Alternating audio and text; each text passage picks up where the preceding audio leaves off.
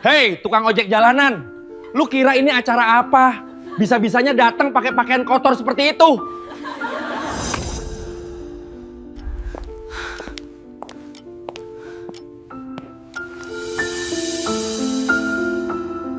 Assalamualaikum warahmatullahi wabarakatuh.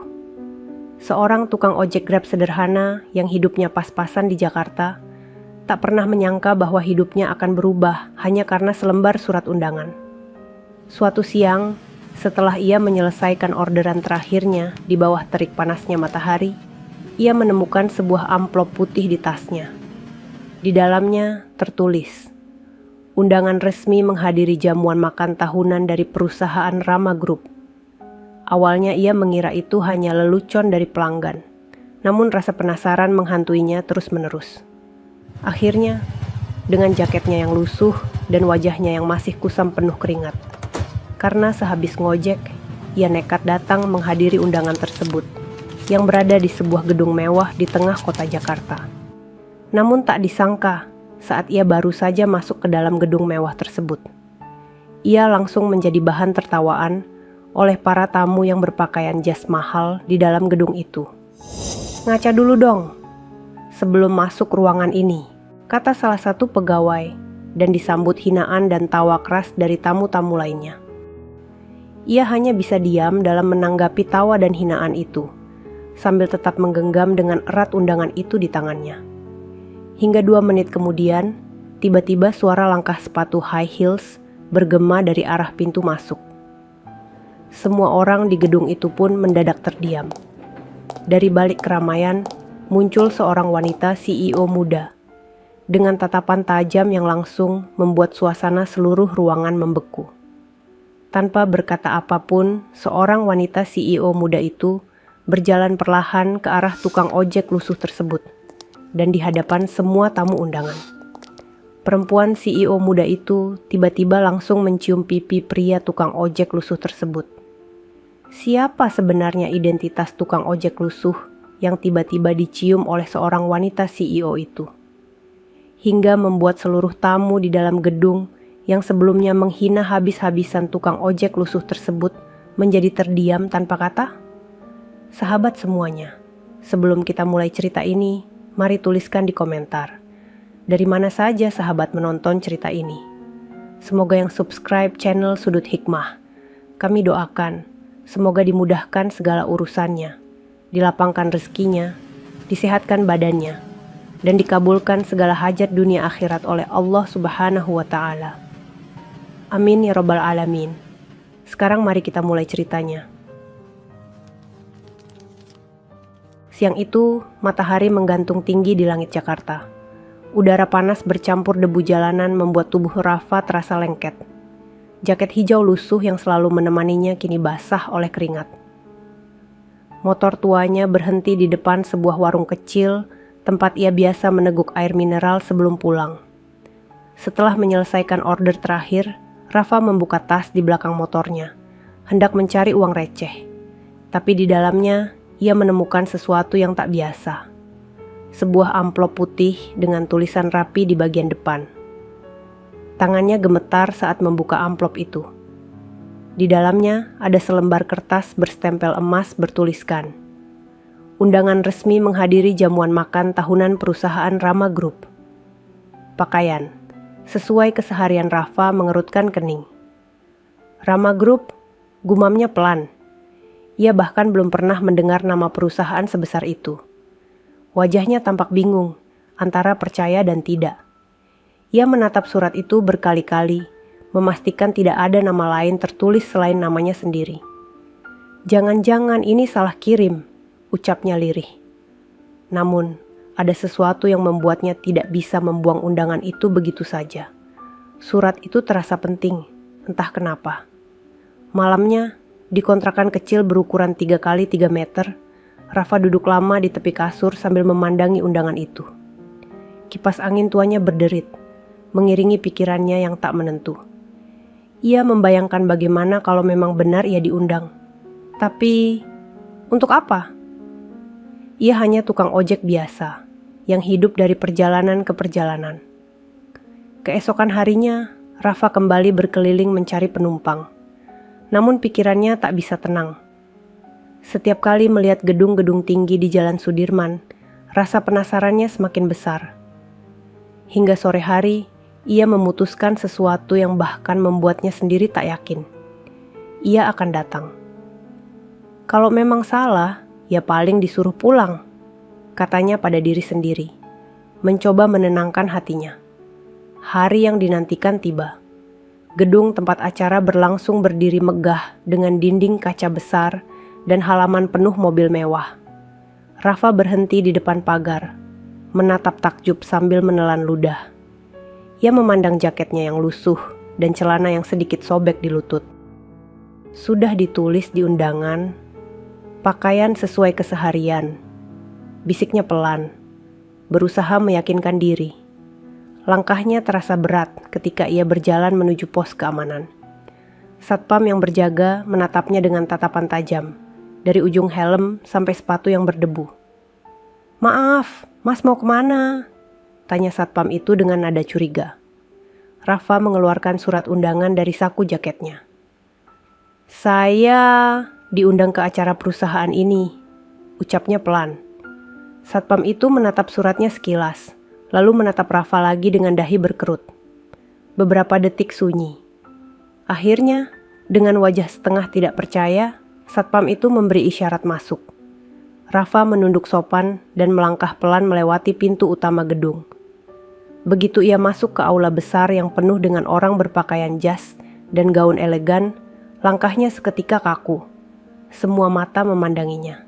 Tatapan heran, geli, dan jijik bercampur jadi satu. Dari sudut ruangan, terdengar suara tawa kecil. "Ngaca dulu deh sebelum masuk ruangan kayak gini." Suara lain menyusul. "Itu pasti nyasar, bukan undangan beneran." Beberapa pegawai menutup mulut sambil tertawa. Sebagian lagi menatapnya dari ujung kepala hingga kaki seolah keberadaannya adalah aib bagi ruangan itu. Rafa hanya diam. Tangannya menggenggam erat surat undangan itu sambil menunduk dalam. Ia ingin menjelaskan, tapi suaranya tercekat. Keringat dingin membasahi lehernya. Ia menatap meja-meja berisi makanan mewah dan tamu-tamu yang tertawa angkuh, lalu menatap kembali surat undangan di tangannya. Di situ jelas tertulis namanya. Rafa ia tahu, ia tidak salah tempat. Tapi mengapa semua orang memperlakukannya seperti pengganggu? Tepat saat ia hendak berbicara untuk membela diri, terdengar suara sepatu high heels dari arah pintu masuk. Suara itu menggema di ruangan besar dan membuat semua orang tiba-tiba diam. Langkah itu semakin dekat, pelan tapi pasti, menembus suasana yang membeku. Setiap detik, suara itu semakin jelas. Tap, tap, tap. Rafa menoleh perlahan. Semua orang yang tadi menertawakan kini menatap ke arah pintu. Wajah mereka berubah panik dan tegang. Dari balik cahaya ruangan, seorang wanita berpenampilan elegan muncul. Wajahnya tenang, rambutnya tersisir rapi, dan tatapannya menusuk. Rafa tidak mengenalnya, tapi dari bisik-bisik tamu yang mulai terdengar pelan, ia tahu. Wanita itu adalah Amanda Prasetya, CEO Rama Group. Wanita itu berjalan lurus ke arahnya. Langkahnya begitu mantap, membuat semua orang menahan napas. Rafa masih berdiri di tempatnya, tak tahu harus berbuat apa. Sampai akhirnya, Amanda berhenti tepat di depannya. Tanpa sepatah kata pun, ia menatap Rafa dengan mata yang sulit ditebak. Lalu dengan gerakan perlahan, Amanda mendekat dan mencium pipi Rafa di hadapan semua tamu. Suasana ruangan mendadak hening total. Semua orang terpaku. Rafa membeku, matanya membulat, dan seluruh tubuhnya gemetar. Ia tidak tahu apa yang sedang terjadi, atau siapa sebenarnya wanita ini. Tapi satu hal yang pasti, setelah ciuman itu, semua tatapan penghinaan yang tadi menujunya berubah menjadi tatapan kaget dan takut. Detik setelah bibir Amanda menyentuh pipi Rafa, aula seperti kehilangan suara. Musik pelan berhenti tanpa aba. Beberapa gelas masih menggantung di udara, tangan para tamu kaku di tempat. Rafa merasa telinganya berdenging. Napasnya pendek. Ia menatap Amanda, mencari penjelasan. Namun wanita itu tetap diam dengan paras setenang batu. Lalu bisik-bisik mulai pecah. Kenapa dia? Siapa sebenarnya orang itu? Tidak mungkin. Bisik-bisik berubah menjadi gumaman keras. Seorang pria berkacamata dengan name tag manager melangkah maju. Dialah Revan. Wajahnya tegang, rahangnya mengeras menahan marah. "Maaf Bu Amanda," ucapnya dengan nada menekan. "Tamu ini mengganggu acara perusahaan. Kami akan mengeluarkannya." Sekarang Amanda tidak menoleh. Ia hanya mengangkat tangan sedikit, memberi isyarat berhenti. Gerakan kecil itu cukup membuat Revan membeku. Rafa masih memegang undangannya. Tangannya bergetar. Ia memberanikan diri mengulurkan kertas itu. "Saya datang karena ini, Bu." Suaranya parau, namun jelas. "Tertera nama saya, Rafa." Pakaian sesuai keseharian Revan menyambar kertas itu, menatap stempel emas yang berkilat di bawah lampu. Ia tersenyum miring. Stempel bisa dipalsukan, dan undangan asli tidak pernah ditulis seperti ini. Beberapa pegawai mengangguk cepat, seolah butuh alasan untuk menutupi rasa malu mereka yang tadi menertawakan. Di barisan depan, Dania, sekretaris Amanda, menatap Rafa dengan wajah compang-camping antara iba dan ragu. Kedua tangannya memegang piring kecil yang bergetar halus. Rafa menunduk, rasa panas naik ke wajahnya. Ia bisa merasakan bekas debu di pipi, keringat di leher, dan tatapan orang-orang yang ingin menyingkirkannya. Namun di tengah serbuan rasa malu itu, ada satu hal yang menahannya untuk tidak lari. Ciuman tadi. Diamnya Amanda. Dan tatapan mata yang tidak merendahkan. Amanda melangkah setengah langkah ke depan, berdiri di antara Rafa dan kerumunan. Suaranya akhirnya terdengar, pelan tetapi tegas. "Tidak ada yang menyentuh tamu saya." Kalimat itu jatuh seperti palu. Ruangan kembali senyap. Revan menelan ludah. "Tamu ibu." "Ya." Dania menatap bosnya tak berkedip. "Apakah perlu saya panggil tim protokol?" "Tidak," jawab Amanda, tetap tenang. "Ada seseorang yang akan menjelaskan." Semua mata saling bertukar pandang. Siapa? Untuk apa? Mengapa? Namun Amanda tidak menambahkan satu kata pun. Ia menoleh pada Rafa. "Masuk lebih dalam. Berdiri di sisi saya." Rafa melangkah pelan, setengah tidak percaya. Kakinya terasa begitu berat, tetapi ia mengikuti arahan itu. Berdiri sejajar dengan Amanda, ia bisa merasakan dinding dingin di punggungnya dan panas lampu di wajahnya. Untuk pertama kalinya sejak datang, ia tidak lagi sendirian di tengah ruangan. Revan mencoba mencari pegangan. Ia menoleh ke barisan timnya. "Cek undangan cadangan di meja registrasi," perintahnya. "Cocokkan nomor seri." Dua pegawai tergopoh menuju meja depan. Sisa tamu menatap dengan napas tertahan. Sebagian berusaha menyusun ulang senyuman sopan yang terlanjur hancur. Di pojok, seorang satpam berdiri menunggu komando, namun tidak ada komando yang datang.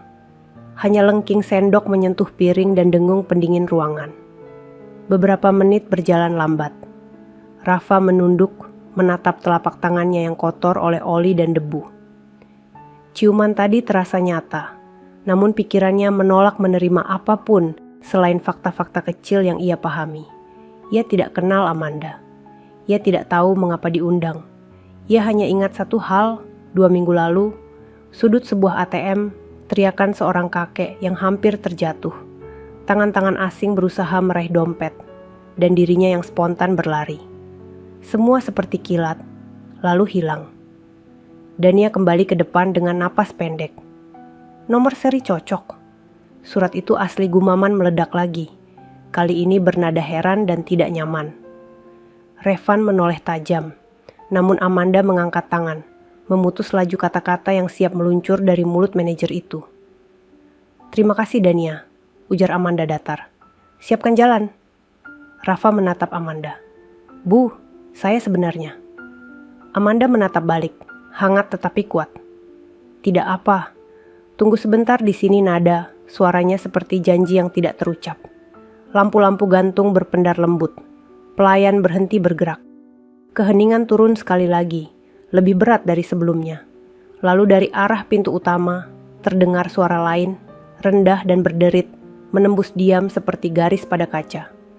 Suara roda yang menyentuh lantai marmer, menggesek pelan, teratur, mendekat selangkah demi selangkah. Revan berpaling, wajahnya memucat.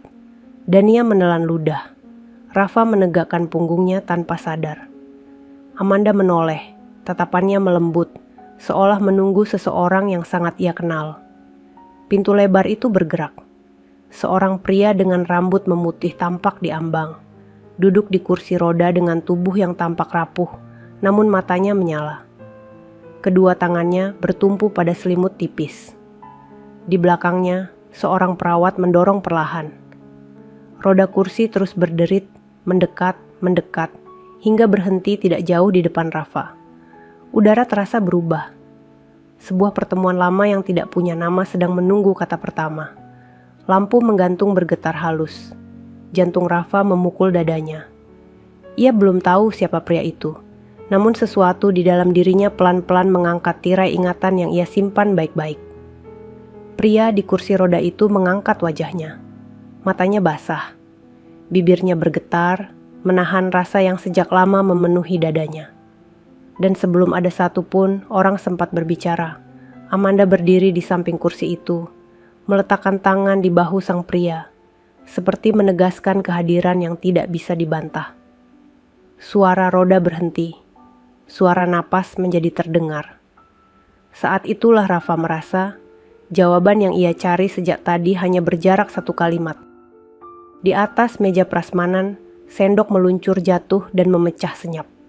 Semua kepala menoleh. Namun tidak ada yang lebih menarik dari satu pandangan yang tidak berkedip antara pria tua di kursi roda dan lelaki ojek berdebu yang masih berdiri kaku di sisi CEO. Dan kalimat itu akhirnya mulai terucap. Namun belum selesai. Napas sang pria tersendat, seperti menahan arus deras kenangan yang hendak pecah. Di ruangan mewah itu, waktu menggulung diam.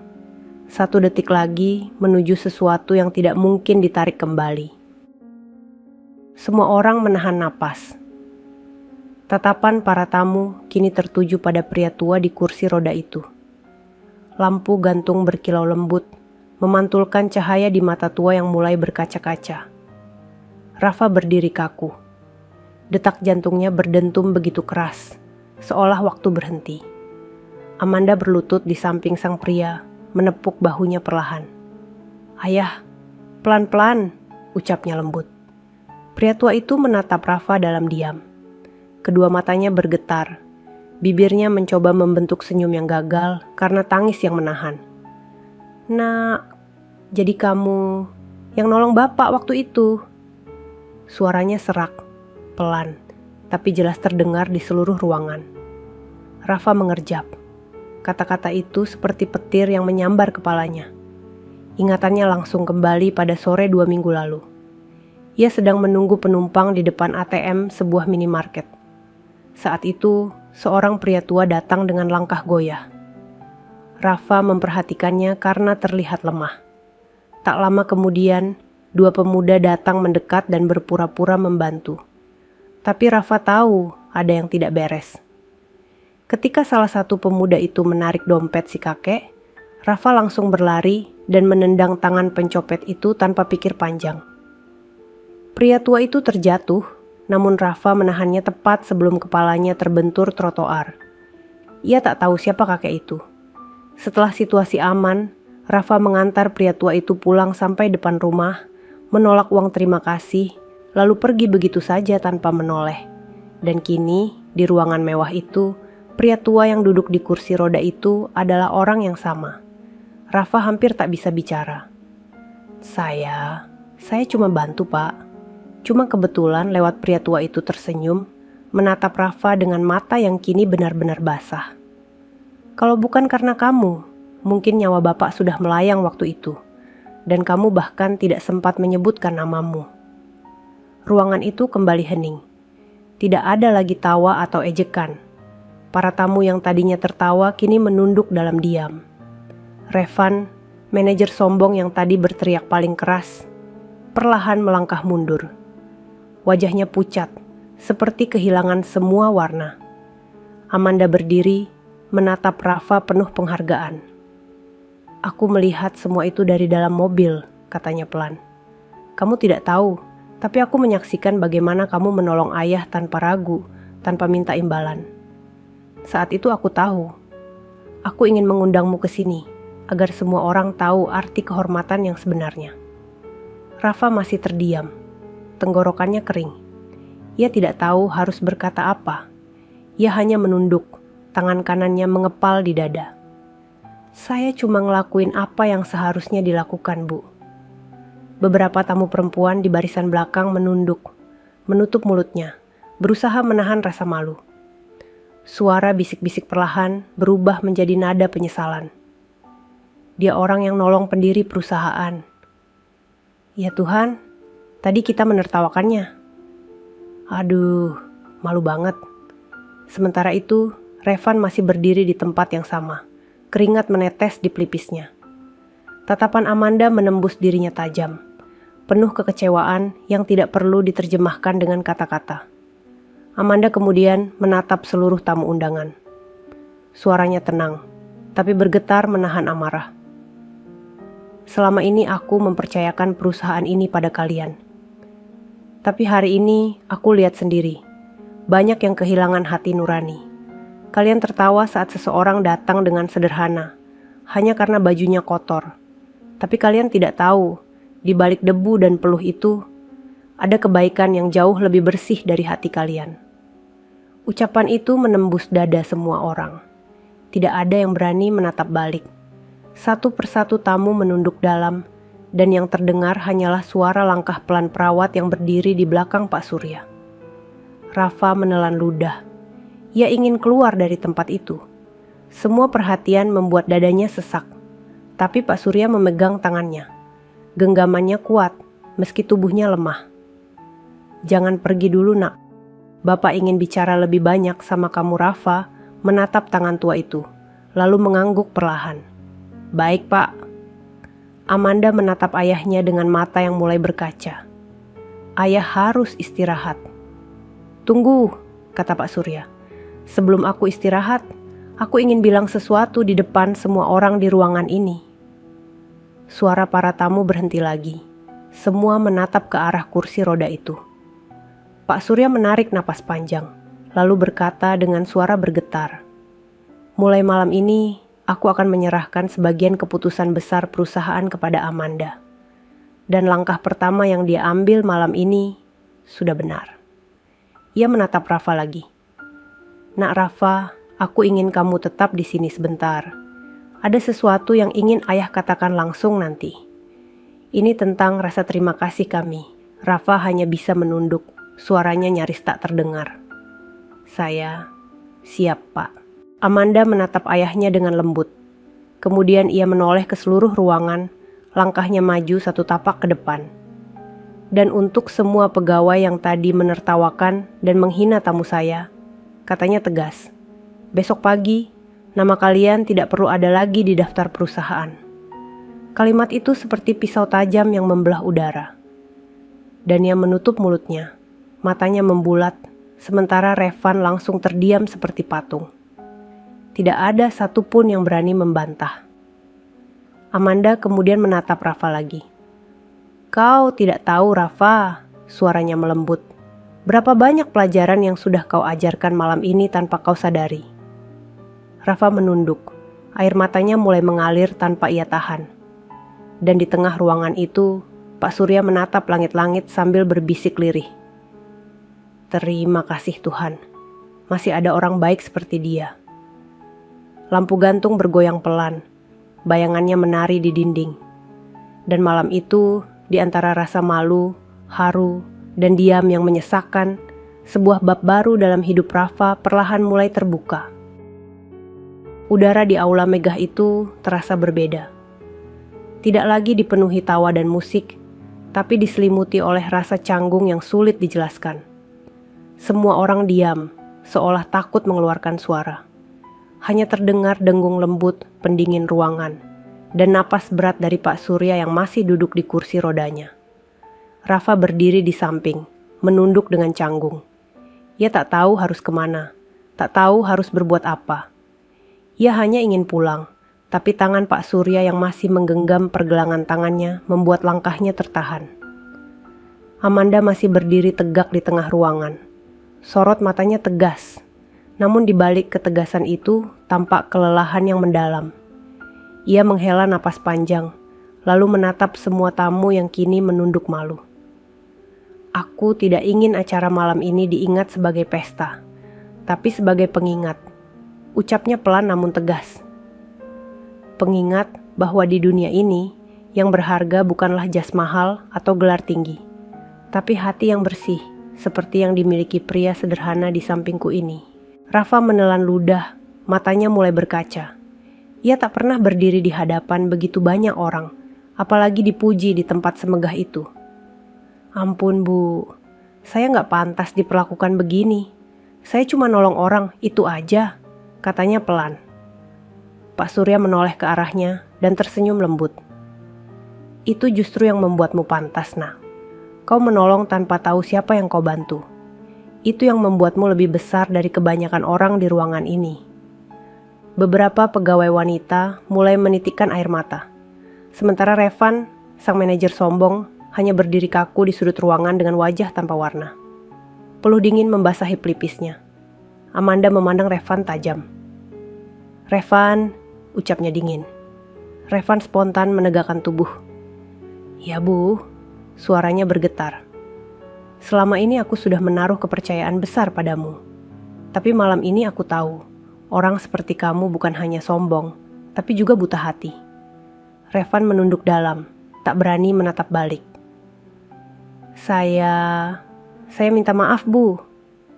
"Terlambat," balas Amanda singkat. "Kau bukan hanya memalukan dirimu sendiri, tapi juga perusahaan yang selama ini kau banggakan. Besok, kau tak perlu kembali ke kantor. Aku akan kirim surat resmimu malam ini juga." Kata-kata itu menutup nasib Revan seketika. Semua pegawai lain menatapnya ngeri, menyadari apa yang terjadi di depan mata mereka adalah pelajaran yang tak akan pernah dilupakan. Rafa hanya bisa berdiri mematung. Ia tak pernah berniat membuat seseorang kehilangan pekerjaan, apalagi karena dirinya. Tapi Amanda menoleh padanya dan tersenyum kecil, seolah tahu apa yang ia pikirkan. "Jangan merasa bersalah, Rafa. Keputusan ini bukan karena kamu, tapi karena mereka sudah terlalu lama menutup mata." Suara itu menenangkan hatinya. Rafa menatap wanita itu lama, masih dengan tatapan bingung bercampur kagum. Ada sesuatu pada Amanda, sesuatu yang tidak hanya cantik, tapi juga kuat. Pak Surya menatap putrinya penuh kebanggaan. "Kau sudah jadi pemimpin sejati malam ini, Amanda," katanya dengan suara parau. Amanda menggenggam tangan ayahnya. "Aku hanya melakukan apa yang seharusnya. Ya, perusahaan ini harus dibersihkan dari orang yang mengotori nama Rama Group." Beberapa pegawai mulai meninggalkan aula dengan kepala tertunduk. Satu persatu mereka keluar, membawa rasa malu masing-masing. Suasana menjadi lebih tenang, lebih hangat. Rafa menatap langit-langit tinggi ruangan itu, lalu berbisik pelan. "Saya nggak nyangka bisa berdiri di tempat ini, Pak. Apalagi bareng orang-orang besar kayak Bapak dan Ibu Amanda." Pak Surya tersenyum. "Kau bukan orang kecil, Nak. Kau hanya belum sadar siapa dirimu sebenarnya." Ucapan itu membuat dada Rafa terasa hangat. Ia menatap pria tua itu, lalu mengangguk pelan. "Terima kasih, Pak." Amanda kemudian menatap jam di pergelangan tangannya. "Sudah malam. Ayah perlu istirahat," ia menoleh pada Rafa. "Kalau kau tidak keberatan, ikut kami sebentar ke ruangan belakang. Ada sesuatu yang ingin kami berikan." Rafa menatap Amanda dengan kaget. "Saya Bu." Amanda tersenyum lembut. "Ya." Mereka berjalan perlahan ke arah lorong belakang, meninggalkan aula yang kini hanya menyisakan aroma parfum mahal dan sisa hidangan yang belum tersentuh. Lorong itu sunyi, hanya terdengar langkah sepatu mereka di lantai marmer. Rafa berjalan di belakang, masih bingung kenapa hidupnya tiba-tiba berbelok secepat ini. Setelah beberapa langkah, Amanda membuka pintu sebuah ruangan kecil. Di dalamnya ada sofa coklat tua, rak berisi foto-foto keluarga, dan satu lukisan besar bergambar gedung Rama Group di masa awal berdirinya. Pak Surya didorong masuk oleh perawatnya, sementara Amanda duduk di seberang Rafa. Rafa menunduk sopan. "Saya masih nggak ngerti, Bu. Kenapa saya diundang ke sini?" Amanda menatapnya lekat-lekat. "Karena aku ingin menunjukkan kepada semua orang bahwa kebaikan tidak bisa dinilai dari tampilan luar. Dan karena ayah ingin berterima kasih secara langsung." Pak Surya mengangguk, lalu mengeluarkan sebuah map kecil dari pangkuannya. "Ini sedikit tanda terima kasih dari keluarga kami." Rafa terkejut. "Aduh, Pak, nggak usah, sungguh. Saya nolong Bapak karena memang sudah seharusnya." "Saya nggak mau dibayar." Pak Surya tersenyum lembut. "Ini bukan bayaran, Nak. Ini penghargaan." Rafa menatap map itu lama. Tangannya gemetar saat menerimanya. Ia belum sempat membuka, tapi hatinya sudah terasa penuh. Ia tidak tahu apa yang ada di dalam, tapi yang lebih penting, malam itu ia belajar sesuatu, bahwa kebaikan sekecil apapun, jika dilakukan tulus, akan kembali dengan cara yang tak pernah ia duga. Amanda memandangi Rafa dengan mata yang lembut, seolah ingin mengatakan sesuatu, namun menahan diri. "Besok pagi, datanglah lagi ke gedung ini. Aku ingin bicara soal sesuatu yang lebih besar." Rafa menatapnya bingung. "Sesuatu yang lebih besar?" Amanda tersenyum samar. "Kau akan tahu nanti." Rafa hanya mengangguk. Ia tidak tahu apa yang menantinya esok hari. Tapi entah kenapa, langkahnya saat meninggalkan ruangan itu terasa lebih ringan dari sebelumnya. Malam itu, di depan gedung megah yang mulai sepi, Rafa menatap langit. Hujan rintik mulai turun, mengenai wajahnya perlahan. Ia menarik napas panjang. "Ya Allah," bisiknya lirih. "Kalau ini mimpi, jangan bangunkan saya dulu." Pagi itu, matahari Jakarta baru saja naik di balik gedung-gedung tinggi. Jalanan mulai padat oleh kendaraan dan suara klakson bersahutan di udara. Di tengah keramaian itu, sebuah motor butut berwarna hijau melaju pelan, membawa Rafa yang masih mengenakan jaket lusuhnya. Semalam, ia nyaris tidak bisa tidur. Pikiran tentang apa yang terjadi di acara mewah itu terus berputar di kepalanya. Ciuman dari Amanda, tatapan haru Pak Surya, ejekan para pegawai, dan kata-kata "besok datang lagi" yang terngiang begitu jelas. Ia berhenti di depan gedung Rama Group yang menjulang gagah. Petugas keamanan yang kemarin menatapnya sinis, kini memberi hormat dengan sopan. Rafa bahkan hampir tak percaya. "Selamat pagi, Pak Rafa," ucap satpam itu dengan senyum lebar. Rafa mengangguk gugup. Pak, gumamnya pelan. Ia bahkan tidak terbiasa dipanggil seperti itu. Begitu memasuki lobi, resepsionis yang kemarin sempat menatapnya jijik kini menyambut ramah. "Silakan ke lantai 8, Pak." Ibu Amanda sudah menunggu Rafa menelan ludah. Ia baru pertama kali masuk lift kaca yang dindingnya memantulkan cahaya kota. Perasaannya campur aduk antara kagum dan takut salah langkah. Saat pintu lift terbuka, udara di lantai 8 terasa sejuk dan tenang. Dindingnya dihiasi lukisan-lukisan besar dan foto-foto lama perusahaan. Rafa melangkah perlahan, sampai akhirnya pintu ruang kerja Amanda terbuka. Amanda berdiri di dekat jendela besar yang menghadap ke kota. Ia mengenakan setelan hitam sederhana, tapi terlihat sangat berwibawa. Di sampingnya, Pak Surya duduk di kursi roda dengan wajah lebih segar dari semalam. "Selamat pagi, Rafa," sapa Amanda dengan senyum kecil. "Kau datang tepat waktu." Rafa menunduk sopan. "Maaf kalau saya kelihatan kikuk, Bu. Saya cuma belum pernah masuk ruangan sebesar ini." Amanda tersenyum. "Tenang saja. Di sini tidak ada yang lebih tinggi atau lebih rendah. Aku hanya ingin bicara." Dari hati ke hati Rafa berdiri dengan tangan di depan perut, menunduk hormat. Pak Surya menatapnya hangat. "Nak, Semalam aku tidak sempat menjelaskan semuanya. Waktu itu, aku dan Amanda baru saja membicarakan masalah besar di perusahaan. Banyak pegawai yang korup, menyeleweng, dan lupa diri. Aku sedih melihat kerja keras bertahun-tahun hampir hancur. Rafa menatap pria tua itu dengan empati. Saya turut prihatin, Pak. Pak Surya mengangguk pelan. Tapi setelah peristiwa malam itu, aku merasa Tuhan menunjukkan jawabannya lewat kamu. Rafa terkejut. Lewat saya, Pak.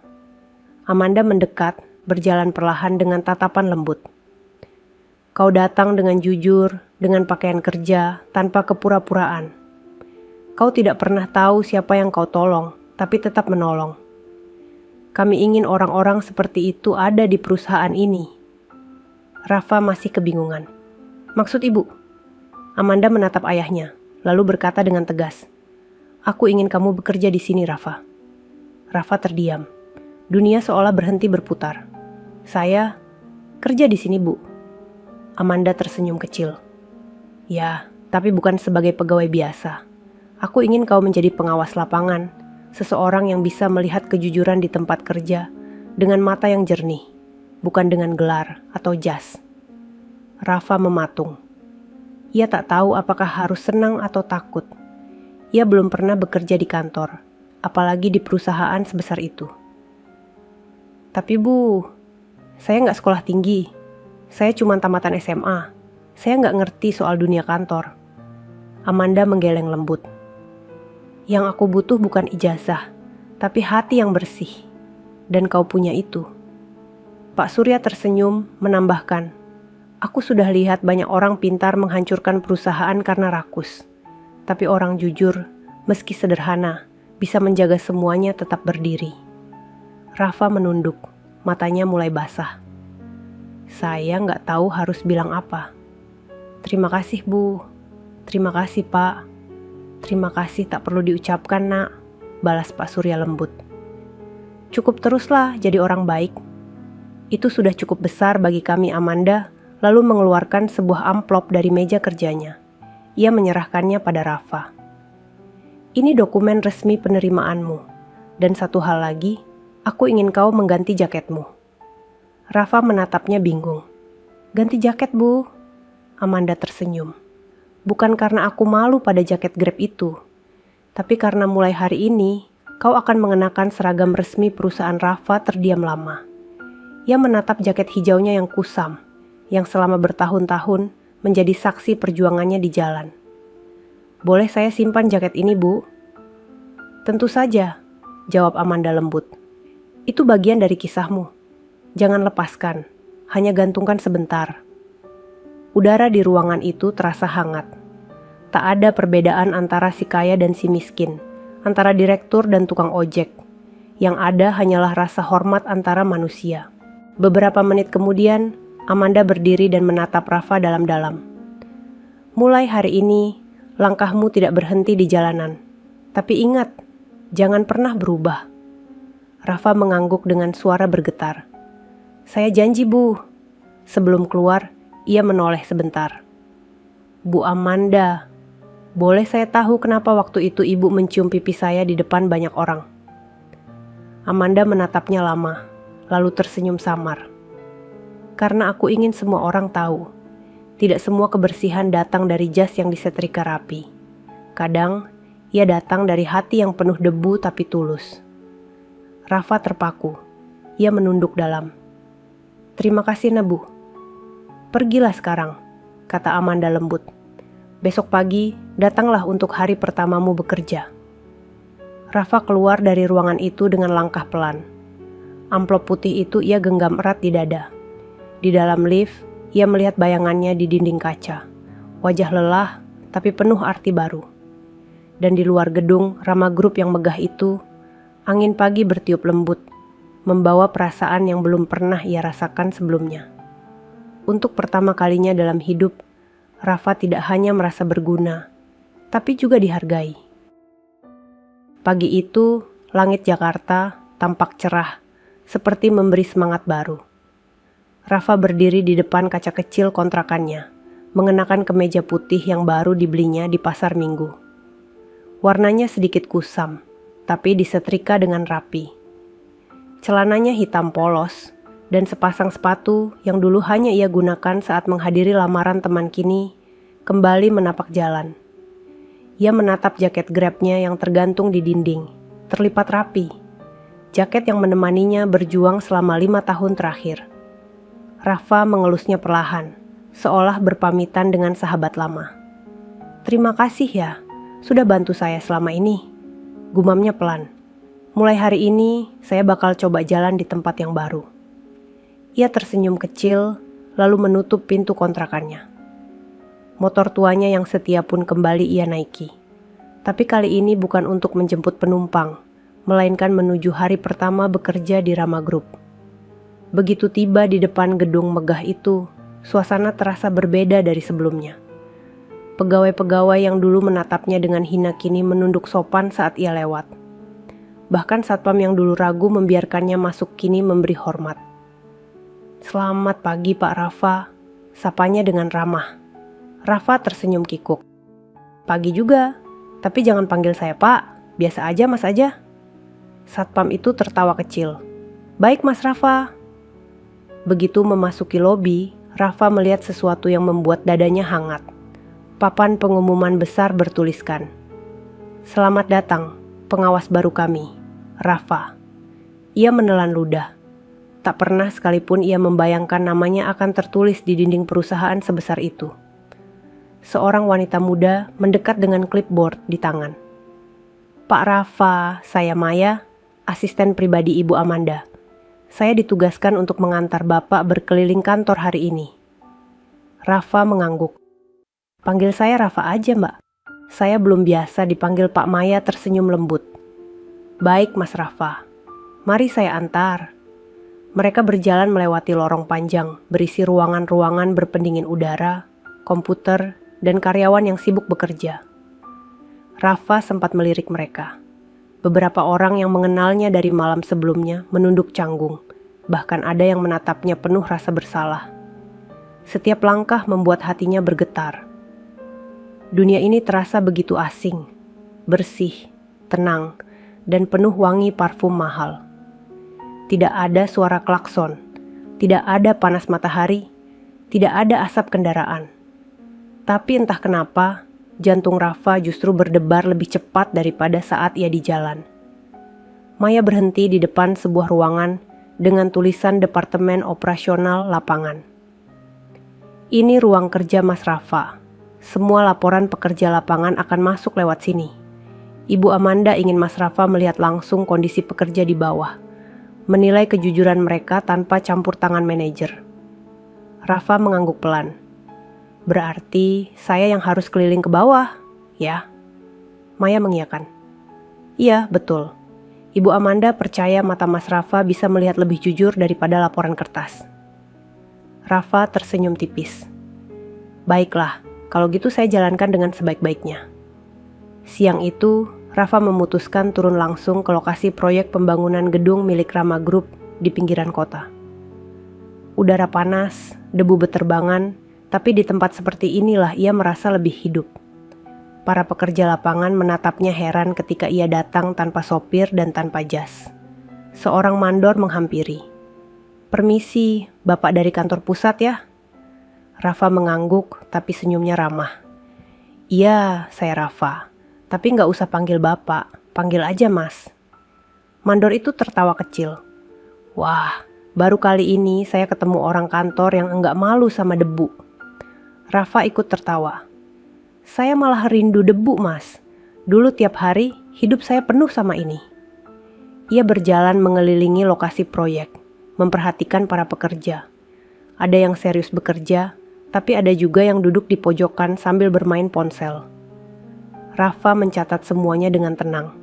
Ia tidak marah, tidak menegur. Ia hanya mengamati, mencoba memahami lebih dalam seperti apa dunia yang kini dipercayakan padanya. Saat istirahat siang, Rafa duduk di bawah pohon dengan para pekerja. Mereka makan nasi bungkus, sementara Rafa membuka bekal sederhana dari kantin. Seorang pekerja bertanya, "Mas, katanya dari kantor pusat ya? Kok makan bareng kami?" Rafa tersenyum. Karena saya juga dulu kerja di jalanan. Sama aja, yang penting nasi masuk, bukan gengsi. Semua tertawa. Dalam tawa itu, Rafa merasakan kehangatan yang ia rindukan. Ia tahu, di balik seragamnya yang baru, ia tetap orang yang sama. Sore harinya, ketika ia kembali ke kantor, Amanda menunggunya di ruangannya. "Bagaimana hari pertamamu?" tanya Amanda lembut. Rafa tersenyum lelah. "Capek, tapi senang, Bu. Saya ketemu banyak orang baik, tapi juga beberapa yang kelihatannya cuma pura-pura kerja." Amanda menatapnya dengan tatapan puas. "Bagus, catat semuanya. Aku ingin tahu siapa yang benar-benar bekerja dan siapa yang hanya pandai bicara." Pak Surya yang kebetulan ikut duduk di ruang itu tersenyum. "Nah, kalau suatu hari nanti kamu lelah, ingat satu hal. Orang baik di tempat salah tetap akan bersinar. Dan kamu sudah buktikan itu." Rafa menunduk dalam. Kata-kata itu terasa seperti doa. Sebelum ia keluar dari ruangan, Amanda menatapnya sekali lagi. "Teruslah jadi dirimu, Rafa. Dunia ini butuh lebih banyak orang yang seperti kamu." Rafa mengangguk. "Saya janji, Bu. Saya nggak akan berubah." Dan malam itu, saat ia mengendarai motornya pulang, langit tampak memerah di ujung barat. Ia menatap cermin spion dan melihat bayangan dirinya sendiri. Bukan lagi tukang ojek lusuh, tapi seseorang yang baru saja diberi kepercayaan untuk mengubah dunia kecilnya. Namun tanpa ia sadari, perubahan besar berikutnya sudah menunggu di depan. Sebuah rahasia lama di balik perusahaan itu perlahan mulai terkuak, dan Rafa akan menjadi saksi dari semuanya. Sudah seminggu Rafa bekerja di Rama Group. Setiap hari ia datang pagi, menyapa satpam, petugas kebersihan, hingga resepsionis yang dulu pernah menertawakannya. Ia berkeliling ke berbagai lokasi proyek, mencatat laporan kerja, memeriksa jadwal, dan memastikan semua karyawan bekerja sesuai aturan. Meski sederhana, caranya memimpin berbeda. Ia tidak pernah memarahi orang di depan umum, tapi menegur dengan lembut di waktu yang tepat. Karena itu, banyak pegawai lapangan mulai menyukainya. Mereka merasa dihargai, bahkan oleh orang yang dulu mereka kira hanya tamu aneh yang tersesat di acara makan malam. Namun di balik semua perubahan itu, ada satu hal yang mulai terasa janggal. Rafa mulai menyadari sesuatu di dalam perusahaan itu tidak berjalan sebagaimana mestinya. Suatu siang, ketika ia sedang meninjau gudang logistik, ia menemukan laporan pengeluaran barang yang tidak cocok dengan kondisi sebenarnya. "Mas, ini data pengiriman semen minggu lalu," kata seorang staf logistik sambil menyerahkan berkas. Rafa menatap kertas itu sebentar, lalu memandang tumpukan semen di belakang gudang. "Jumlahnya nggak sama," gumamnya. "Di laporan ini tertulis 1000 sak, tapi di gudang cuma ada 700. Staf itu menunduk gugup. "Mungkin ada yang salah catat, Mas." Rafa mengangguk pelan. "Mungkin, tapi kalau salah catatnya 300 sak, itu bukan salah tulis, tapi salah niat." Suasana hening sejenak. Staf itu menelan ludah, lalu tersenyum kaku. "Nanti saya periksa ulang, Mas." Rafa hanya mengangguk.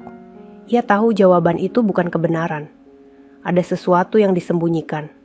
Malam harinya, ia menulis semua temuannya dalam buku catatan kecil yang selalu ia bawa. Tangannya gemetar setiap kali menulis angka-angka itu. Ia tidak punya bukti kuat, tapi perasaannya berkata ada kebocoran besar di dalam sistem. Kalau ini benar, bisa jadi ada orang yang selama ini main belakang, gumamnya sendiri. Beberapa hari kemudian, Rafa kembali ke kantor pusat untuk menyerahkan laporan mingguan. Amanda menyambutnya di ruang kerja dengan senyum seperti biasa. "Bagaimana lapangan?" "Cukup baik, Bu. Tapi ada beberapa hal yang saya curigai. Data logistik nggak cocok. Bisa jadi ada kecurangan." Amanda menatap Rafa lama. "Kau yakin?" "Saya belum punya bukti, Bu. Tapi rasanya bukan cuma salah tulis. Ada sesuatu yang sengaja disembunyikan." Amanda menghela napas panjang. Ia menatap jendela besar di belakangnya, lalu berkata, pelan, Aku sudah lama mencurigai hal itu, tapi selama ini tidak ada yang bisa membuktikan. Banyak pegawai yang takut bersuara Pak Surya, yang duduk di kursi roda di sudut ruangan ikut bicara. Nak Rafa, kalau benar ada yang menyeleweng, tolong jangan gegabah. Mereka yang berani curang biasanya juga berani menyingkirkan siapapun yang tahu. Rafa menatap pria tua itu penuh hormat. Saya ngerti Pak, tapi saya juga nggak bisa diam. Amanda menatapnya serius. Kalau kau menemukan sesuatu, langsung lapor padaku. Jangan pada siapapun, Rafa mengangguk tegas. Baik Bu. 2 hari kemudian, Rafa mendapat telepon dari salah satu pekerja lapangan bernama Benny. Suaranya panik. Mas Rafa, saya mau ngomong, tapi tolong jangan bilang siapapun. Ada apa Ben? Saya nemu truk yang ngangkut semen proyek, tapi belok ke arah luar kota. Saya curiga barangnya dijual, mas jantung Rafa berdetak cepat. Kau yakin? Yakin banget. Saya sempat foto dari jauh Rafa menatap sekeliling. Kantor sudah mulai sepi. Ia menurunkan suara. Kirim fotonya ke saya sekarang. Beberapa detik kemudian, ponselnya bergetar. 3 foto masuk. Rafa menatap layar itu.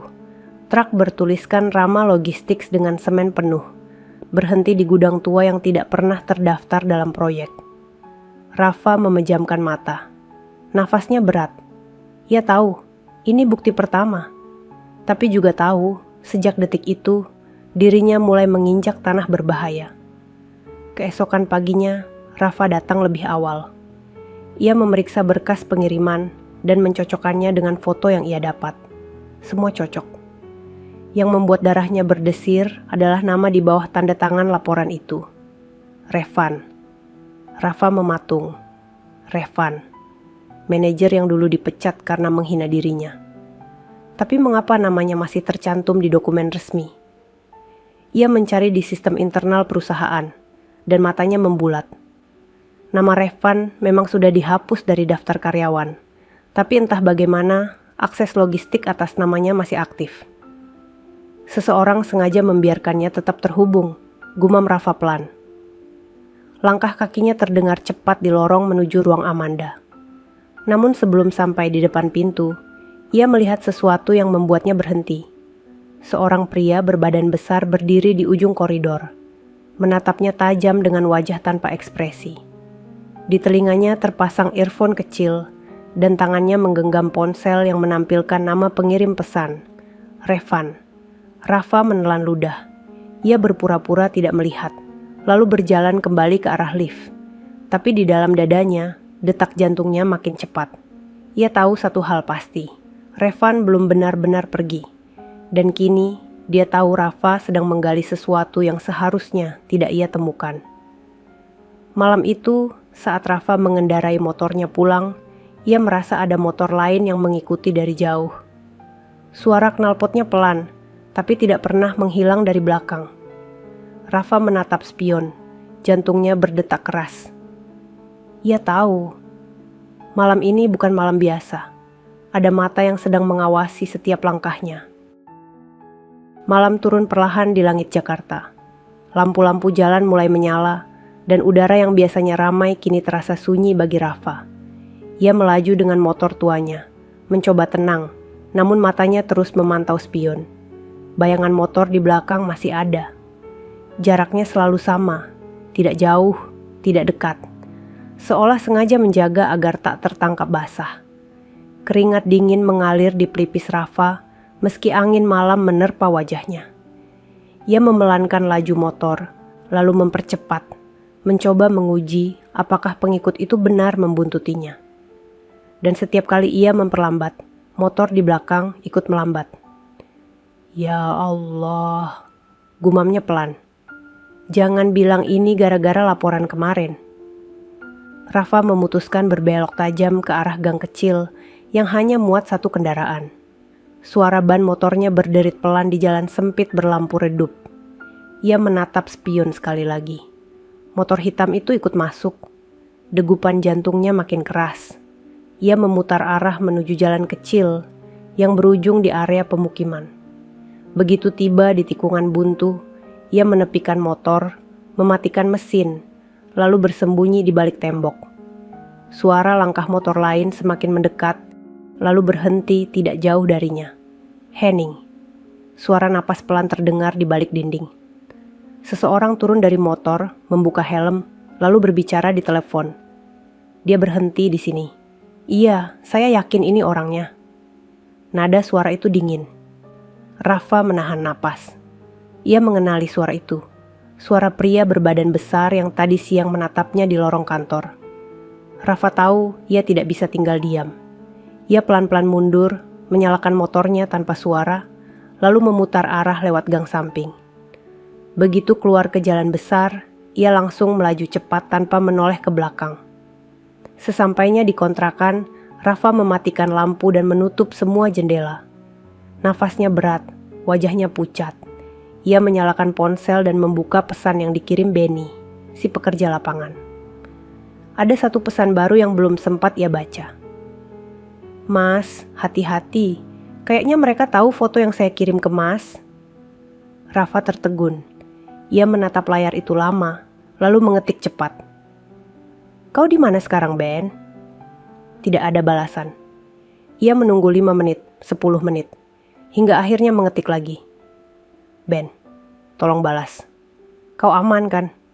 Masih sunyi. Dan di luar, dari celah jendela, Rafa melihat bayangan motor hitam berhenti di seberang jalan. Lampunya dimatikan. Rafa mundur perlahan dari jendela. Matanya mulai panas.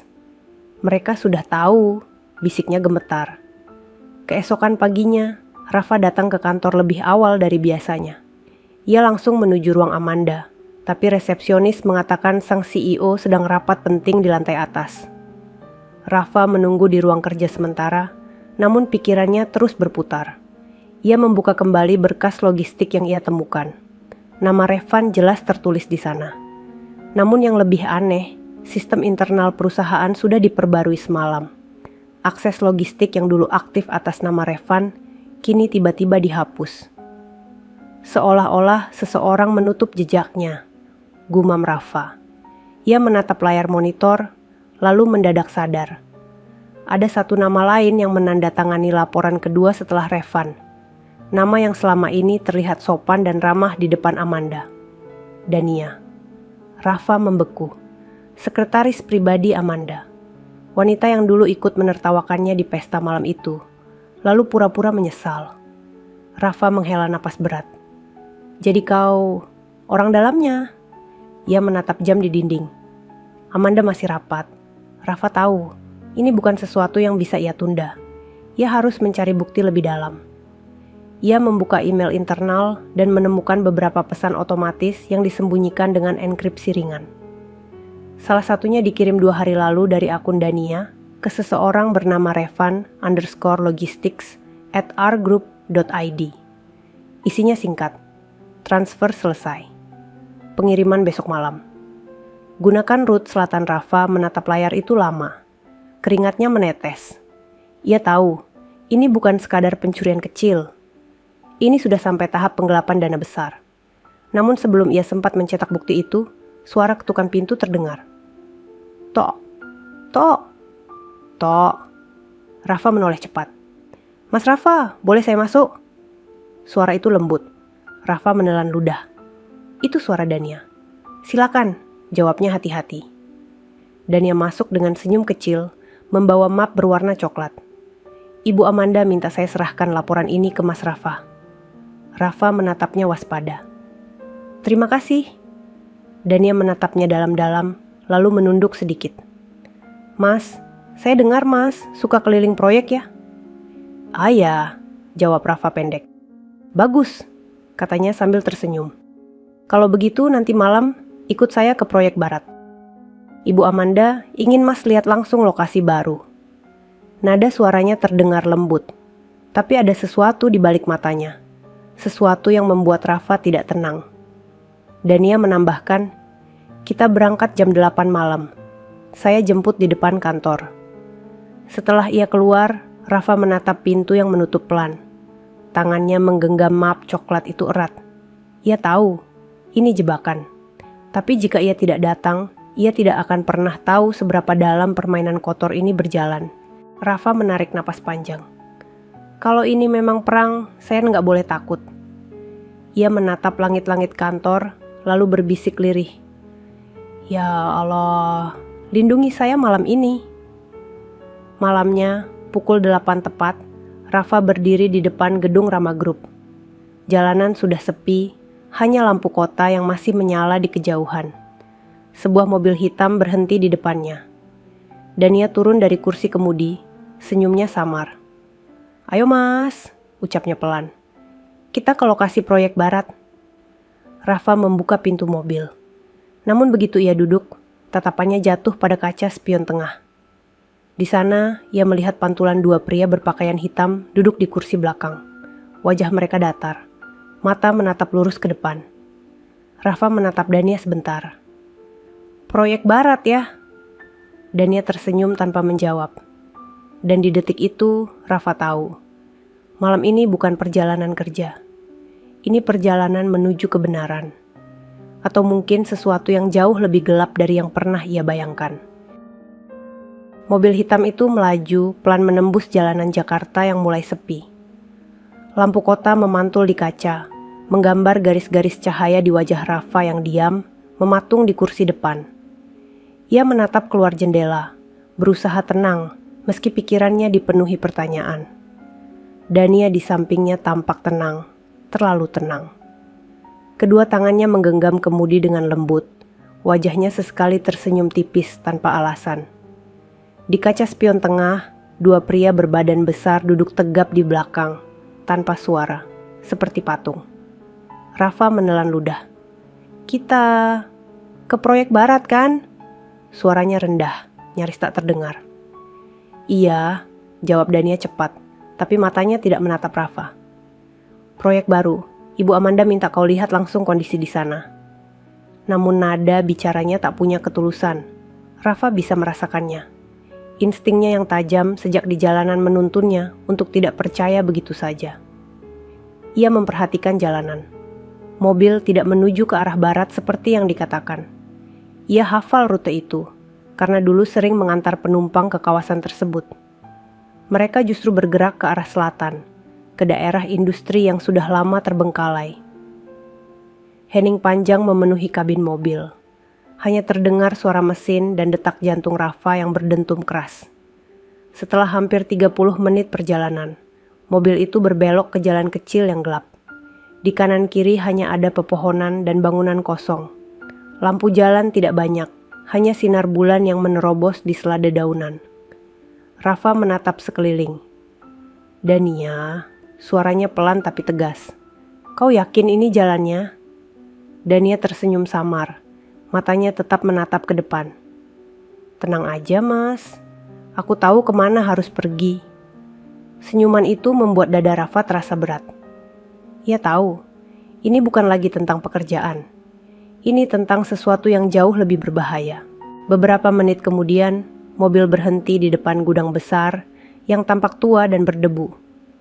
Dindingnya sudah berlumut, dan pintu besinya setengah terbuka. Dua pria di belakang turun lebih dulu, lalu membuka pintu untuk Rafa dan Dania. "Silakan masuk mas," ucap Dania dengan nada lembut. Rafa berpura-pura santai. "Ini gudang proyek juga?" Dania hanya mengangguk tanpa menjawab lebih jauh. Begitu mereka masuk, bau besi karat dan minyak solar menyeruak kuat. Lampu gudang hanya satu yang menyala di tengah, memantulkan bayangan panjang ke arah mereka. Di sudut ruangan, Rafa melihat tumpukan karung semen bertuliskan Rama Group. Tapi sebagian sudah rusak, sebagian lagi jelas-jelas kosong. "Jadi benar," gumamnya pelan. "Ini tempat mereka buang hasil curian itu." Sebelum sempat melangkah lebih jauh, suara langkah kaki berat terdengar dari arah belakang. Dari balik kegelapan, muncul sosok yang wajahnya tidak asing bagi Rafa. Revan. Ia berdiri dengan senyum miring, menepuk tangan perlahan. "Bagus, aku sudah duga kau bakal ikut ke sini." Rafa menatapnya tajam. "Aku pikir kau sudah dipecat." Revan tertawa pelan. "Dipecat?" Tidak ada yang bisa memecat aku dari tempat yang kubangun sendiri. Aku yang buat sistem logistik itu. Tanpa aku, perusahaan itu lumpuh. Rafa mengepalkan tangan. Jadi, selama ini kau yang nyuri barang dari proyek? Revan mendekat. Wajahnya berubah dingin. Bukan nyuri, Rafa. Aku cuma mengambil kembali apa yang harusnya jadi bagianku. Bagianku? Rafa mengulang dengan nada rendah. Revan menghela napas. Kau gak ngerti ya? Perusahaan itu kaya karena aku. Tapi Amanda dan ayahnya memperlakukanku kayak budak. Mereka buang aku begitu saja. Sekarang aku ambil kembali yang mereka rampas dariku. Rafa menggeleng perlahan. Yang dirampas dari kau itu bukan harta, tapi kehormatan. Karena kau sendiri yang jual murah dengan keserakahanmu. Revan tertawa lagi, tapi kali ini lebih keras. Kau pikir kata-kata seperti itu bisa menghentikan aku? Ia menoleh pada dua pria di belakang. Ambil ponselnya, jangan biarkan dia bawa bukti. Dua pria itu maju. Rafa mundur perlahan, langkahnya ringan, matanya terus mencari celah keluar. Begitu satu dari mereka meraih bahunya, Rafa menepis cepat dan menendang tong logam di sampingnya. Suara dentuman keras memantul di seluruh ruangan. Seketika, lampu di gudang padam. Gelap total. Cepat nyalain lampunya, teriak Revan. Dalam kegelapan itu, Rafa berlari ke arah pintu samping. Nafasnya memburu. Ia tahu satu hal. Kalau sampai tertangkap, hidupnya bisa berakhir malam itu juga. Ia berhasil keluar dari gudang, menabrak tumpukan karung dan jatuh ke tanah. Luka di lengannya perih, tapi ia terus berlari ke arah motor yang terparkir di luar pagar. Suara langkah para pria itu kini mengejar di belakang. Begitu motornya menyala, Rafa langsung melaju sekuat tenaga. Ban motornya memercik lumpur di jalan tanah. Dari spion, ia melihat cahaya senter menembus kegelapan. Diikuti suara teriakan Revan yang marah. Kejar dia, jangan biarkan hidup-hidup. Rafa menggigit bibirnya kuat. Angin malam menghantam wajahnya. Ia melaju tanpa arah, hanya mengikuti naluri. Beberapa menit kemudian, ia berhasil keluar ke jalan raya. Lampu mobil-mobil lewat memantul di wajahnya yang berkeringat. Dadanya terasa sesak, tapi pikirannya tetap fokus. Ia harus selamat, dan ia harus memberitahu Amanda secepatnya. Namun di tengah kecepatan itu, ponselnya bergetar. Sebuah pesan masuk. Dari nomor tak dikenal. Kalau kau masih hidup sampai pagi, semua orang di Rama Group akan tahu rahasia yang tidak seharusnya mereka tahu.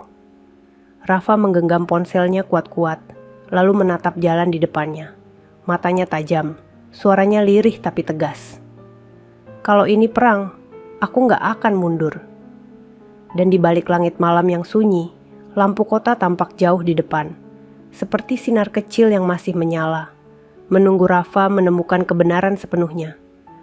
Namun ia tahu, mulai malam ini, hidupnya tidak akan pernah sama lagi.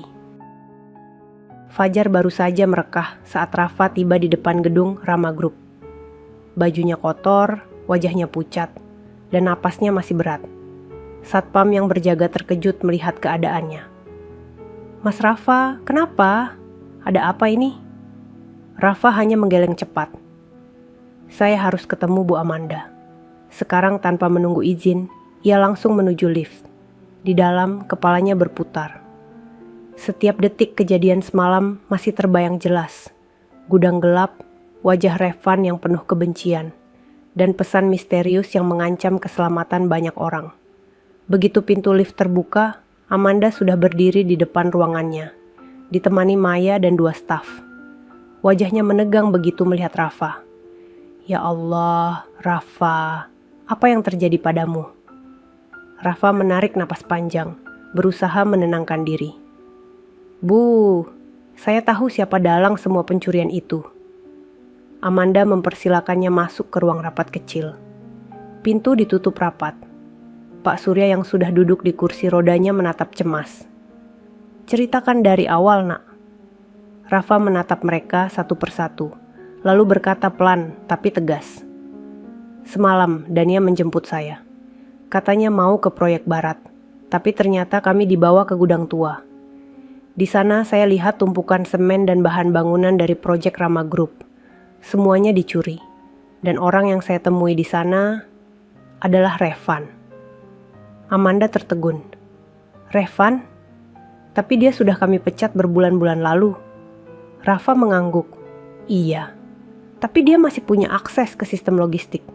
Dan yang bantu dia. Dania Maya menutup mulutnya syok. Dania, sekretaris pribadi ibu. Amanda menatap meja, wajahnya muram. Aku percaya penuh padanya. Pak Surya menepuk meja pelan. Aku sudah menduga ada orang dalam yang membantu. Rafa melanjutkan. Saya punya bukti emailnya, Bu. Tapi semalam sebelum saya sempat mencetak, mereka menyerang saya.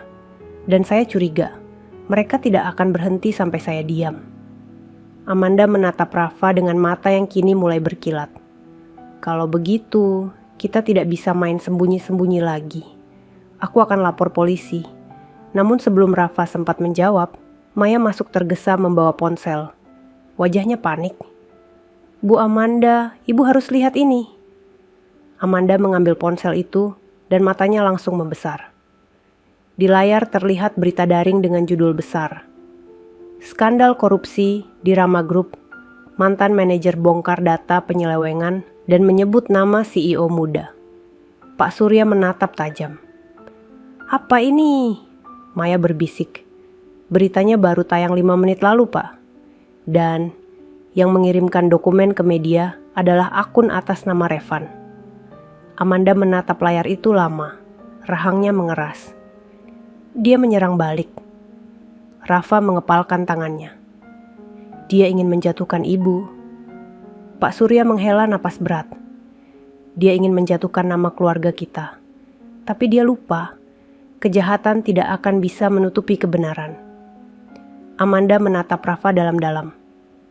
Rafa, kau masih punya salinan email Dania dan Revan? Rafa mengangguk. Masih, Bu, saya simpan di flash disk. Tapi saya takut mereka juga tahu Amanda berdiri. Kita harus ke polisi sekarang, sebelum mereka sempat kabur. Namun begitu mereka bersiap keluar, Maya berlari masuk lagi. Kali ini lebih panik. Bu, Dania baru aja keluar dari gedung ini. CCTV lihat dia bawa koper besar, menuju basement. Amanda menatap Rafa. Kau ikut aku. Rafa mengangguk cepat. Basement gedung itu sepi. Hanya suara langkah mereka yang bergema. Lampu remang membuat suasana terasa tegang. Amanda melangkah cepat sambil menatap sekeliling. Dania, suaranya menggema. Berhenti sebelum semuanya terlambat. Tidak ada jawaban. Rafa menatap ke arah parkiran paling ujung. Dan di sana, bayangan seorang wanita tampak sedang membuka bagasi mobil. Tubuhnya tegang dan di tangannya terlihat koper hitam besar. Dania, teriak Amanda lagi. Wanita itu menoleh pelan. Wajahnya pucat, mata basah. Bu, saya terpaksa, suaranya bergetar. Saya cuma butuh uang itu untuk keluarga saya. Amanda melangkah maju. Kalau kau butuh bantuan, aku bisa bantu. Tapi bukan begini caranya. Dania menggeleng kuat. Saya sudah terlalu dalam. Revan tidak akan biarkan saya hidup kalau saya berhenti sekarang. Rafa maju selangkah. Dania, dengarkan saya. Revan hanya pakai kamu. Begitu uangnya habis, kamu juga akan dibuang. Air mata Dania jatuh. Tapi ia mundur perlahan sambil membuka pintu mobil. Terlambat, Mas Rafa. Semua sudah berjalan. Namun sebelum ia sempat masuk ke mobil, suara keras menggema dari arah pintu masuk basement. Dania, jangan bergerak. Beberapa petugas kepolisian muncul, lengkap dengan senjata. Maya ternyata sudah menelepon polisi diam-diam. Amanda menatapnya dengan lega, lalu menoleh ke Dania. Selesai sudah. Dania menutup wajahnya, menangis. Polisi langsung mengamankan koper dan memeriksa isinya. Tumpukan uang tunai, dokumen palsu, dan bukti transaksi. Rafa berdiri di samping Amanda, menatap pemandangan itu dengan campuran lega dan sedih. Ia tidak senang melihat orang lain jatuh, tapi ia tahu kebenaran memang harus dibuka. Ketika polisi membawa Dania keluar, wanita itu sempat menatap Rafa. Maaf, Mas. Saya dulu sempat menertawakanmu, tapi ternyata cuman kamu yang benar-benar jujur di antara kami. Rafa tidak berkata apapun. Ia hanya menunduk, memberi salam hormat kecil. Sore harinya, berita baru muncul di televisi. Judulnya berbeda kini. Rama Group bersih dari tuduhan. Dalang penyelewengan ditangkap Amanda menonton dari ruang kerjanya. Di sebelahnya, Pak Surya tersenyum haru, dan Rafa berdiri dengan wajah tenang. Aku tak akan pernah lupa hari ini, kata Amanda pelan. Kalau bukan karena kamu, mungkin semua ini sudah hancur. Rafa menatapnya sopan. Saya cuma melakukan apa yang benar, Bu. Pak Surya tertawa kecil. Dan itulah kenapa kamu dibutuhkan di sini. Amanda menatapnya lama, matanya lembut tapi kuat. Rafa, mulai hari ini, kamu bukan hanya pengawas lapangan. Aku ingin kamu jadi kepala operasional seluruh proyek. Rafa terdiam. Suaranya bergetar. Bu, saya tidak pantas. Amanda menggeleng.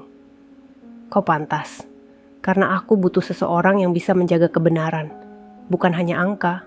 Rafa menunduk dalam, lalu berkata lirih. Terima kasih, Bu. Saya janji akan jaga kepercayaan ini. Di luar jendela, matahari sore perlahan tenggelam di balik gedung-gedung tinggi. Dan untuk pertama kalinya sejak malam memalukan di acara makan-makan itu, Rafa benar-benar merasa bebas. Bukan hanya dari hinaan, tapi juga dari rasa kecil yang dulu melekat di dirinya. Namun di balik langit sore yang tenang itu, sesuatu yang belum selesai masih bersembunyi. Karena jauh di tempat lain, seseorang sedang menatap layar berita sambil tersenyum sinis. Dan di tangannya, sebuah ponsel bergetar menampilkan pesan baru. Rafa sudah tahu semua. Waktunya kita mulai tahap kedua. Nama pengirimnya, Revan. Langit malam menutupi Jakarta dengan warna biru tua yang pekat. Lampu-lampu kota memantul di jendela tinggi Rama Group, tapi di dalam ruangan kerja Amanda, suasananya justru dingin dan tegang. Rafa berdiri di dekat jendela, menatap gemerlap lampu yang terasa asing. Ia memegang laporan baru di tangannya, tapi pikirannya melayang ke pesan terakhir yang sempat ia lihat di ponselnya semalam. Pesan dari nomor tak dikenal, yang berisi ancaman singkat. Permainan belum berakhir. Pesan itu membuatnya tidak bisa tidur semalaman. Meskipun Revan dan Dania sudah tertangkap, Rafa merasa ada sesuatu yang belum selesai. Seolah ada bayangan lain yang masih bersembunyi di balik dinding perusahaan ini.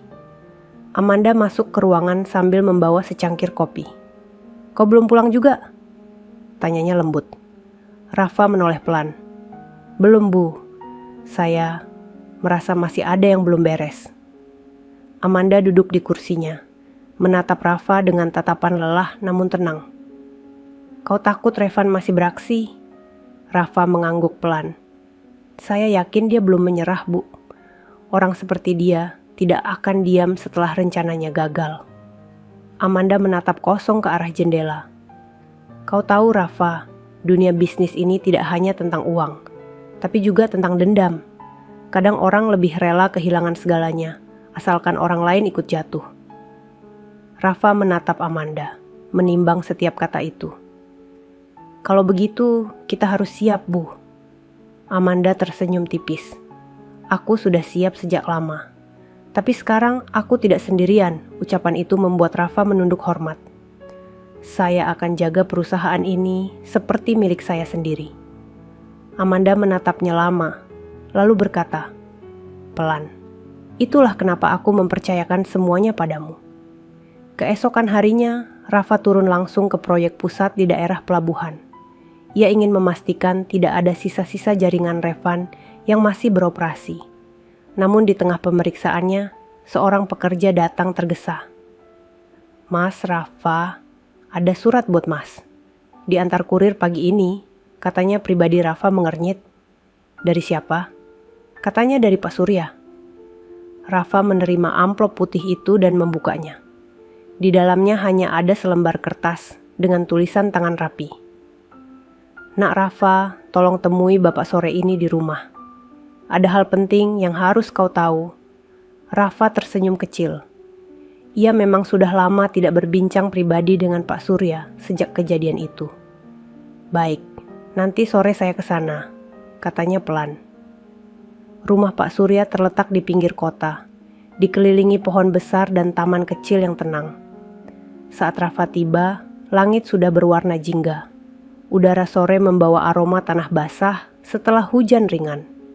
Namun ketika Rafa mengetuk pintu, yang membukakan bukan Pak Surya, melainkan perawat yang selalu menemaninya. Wajah perawat itu tampak cemas. "Pak Surya sedang istirahat, Mas. Tapi sebelum tidur, beliau titipkan surat untuk Mas Rafa terkejut." "Surat lagi?" Perawat itu mengangguk, lalu menyerahkan amplop kecil. Beliau bilang, "Kalau Mas Rafa datang, jangan buka surat ini di sini." Bacalah di tempat yang sepi. Perasaan aneh muncul di dada Rafa. Ia mengucapkan terima kasih dan pamit pulang. Di perjalanan, hujan mulai turun lagi, membuat jalanan licin dan basah. Saat berhenti di bawah jembatan untuk berteduh, Rafa memutuskan membuka surat itu. Tulisannya rapi, tapi kali ini berbeda, lebih cepat, seperti ditulis terburu-buru. "Nak Rafa, kalau kau membaca surat ini, berarti aku sudah tahu siapa pengkhianat terakhir di perusahaan. Aku tidak bisa menuliskannya langsung, karena terlalu berbahaya. Datanglah ke gudang lama di Pelabuhan Utara malam ini. Jangan bilang siapapun, bahkan Amanda." Rafa terdiam. Hujan makin deras, mengguyur motor dan jalan di depannya. Kata-kata terakhir di surat itu seperti mengiris dadanya. Mengapa Pak Surya tidak memberitahunya langsung? Dan kenapa harus disembunyikan dari Amanda? Ia menatap surat itu lama, lalu menggenggamnya erat. Kalau Pak Surya percaya, saya nggak akan diam. Tanpa berpikir panjang, Rafa menyalakan motornya dan melaju menembus hujan deras. Petir menyambar di langit, sementara air menetes dari ujung helmnya. Jalan menuju pelabuhan semakin sepi, hanya ada suara ombak yang bergemuruh di kejauhan. Begitu tiba di dekat gudang yang dimaksud, Rafa mematikan mesin motornya. Tempat itu gelap dan kosong, sama seperti gudang tempat ia diserang dulu. Ia berjalan perlahan, langkahnya bergema di lantai basah. "Pak Surya," panggilnya pelan. "Bapak di sini?" Tidak ada jawaban. Rafa menatap sekeliling. Hanya ada bayangan peti kemas dan air hujan yang menetes dari atap. Lalu dari arah belakang, suara pintu besi bergemerincing pelan. Rafa menoleh cepat. Cahaya kecil muncul dari senter yang menyorot ke wajahnya. Seseorang berdiri di balik cahaya itu, dan suara yang keluar membuat jantungnya berhenti berdetak sejenak. "Sudah lama, Rafa." Rafa menatap tajam. Suara itu ia kenal. "Revan," gumamnya pelan. Pria itu melangkah maju. Wajahnya tampak lebih kurus, tapi senyum sinisnya tetap sama. "Kau pikir aku akan semudah itu menyerah?" Rafa memundurkan langkah. "Di mana Pak Surya?" Revan tertawa kecil. "Kau datang ke sini karena surat itu kan?" "Surat yang seolah-olah dari Pak Surya?" Rafa menatapnya kaget. "Jadi, itu jebakan?" "Bukan jebakan, Rafa," jawab Revan pelan. "Itu undangan. Untuk akhir permainan kita." Rafa mengepalkan tangannya. "Apa maumu?" Revan mendekat perlahan, matanya berkilat. "Aku cuma mau satu hal," balas dendam, suara petir menggema di langit. Di belakang Revan muncul dua bayangan lain, pria-pria yang sama yang dulu mengejar Rafa di malam gelap itu. Dan Rafa tahu, malam ini akan menjadi malam paling panjang dalam hidupnya. Hujan semakin deras, menimpa atap seng gudang tua itu dengan suara seperti ribuan peluru kecil. Angin laut membawa bau asin dan karat, mencampur udara dengan rasa tegang yang menusuk. Rafa berdiri tegak, tubuhnya basah kuyup, tapi pandangannya tidak lepas dari Revan yang kini melangkah pelan ke arah tengah ruangan. "Ternyata kau berani juga datang sendiri," ucap Revan dengan senyum dingin. "Aku pikir setelah malam itu kau bakal sembunyi di balik rok Amanda." Rafa mengepalkan tangan, Rahangnya mengeras. Aku datang bukan karena takut padamu. Aku datang karena ingin tahu kenapa kau masih mengejar ini semua. Kau sudah kalah, Revan. Revan tertawa, suaranya bergema di antara suara hujan. Kalah? Tidak, Rafa. Kau belum tahu apa-apa.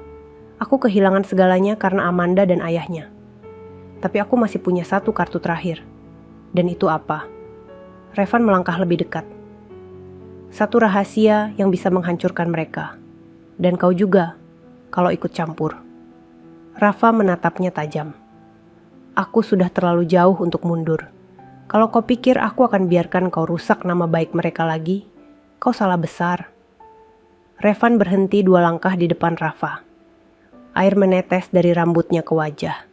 Tapi senyum sinisnya tidak hilang. Kau tahu kenapa aku bisa masuk lagi ke sistem perusahaan setelah dipecat? Rafa diam. Revan melanjutkan. Karena seseorang dari dalam yang bantu aku. Dan orang itu bukan Dania. Petir menyambar, menerangi wajah Revan yang kini berubah serius. Orang itu jauh lebih tinggi dari yang kau kira. Seseorang yang bahkan Amanda percaya sepenuhnya.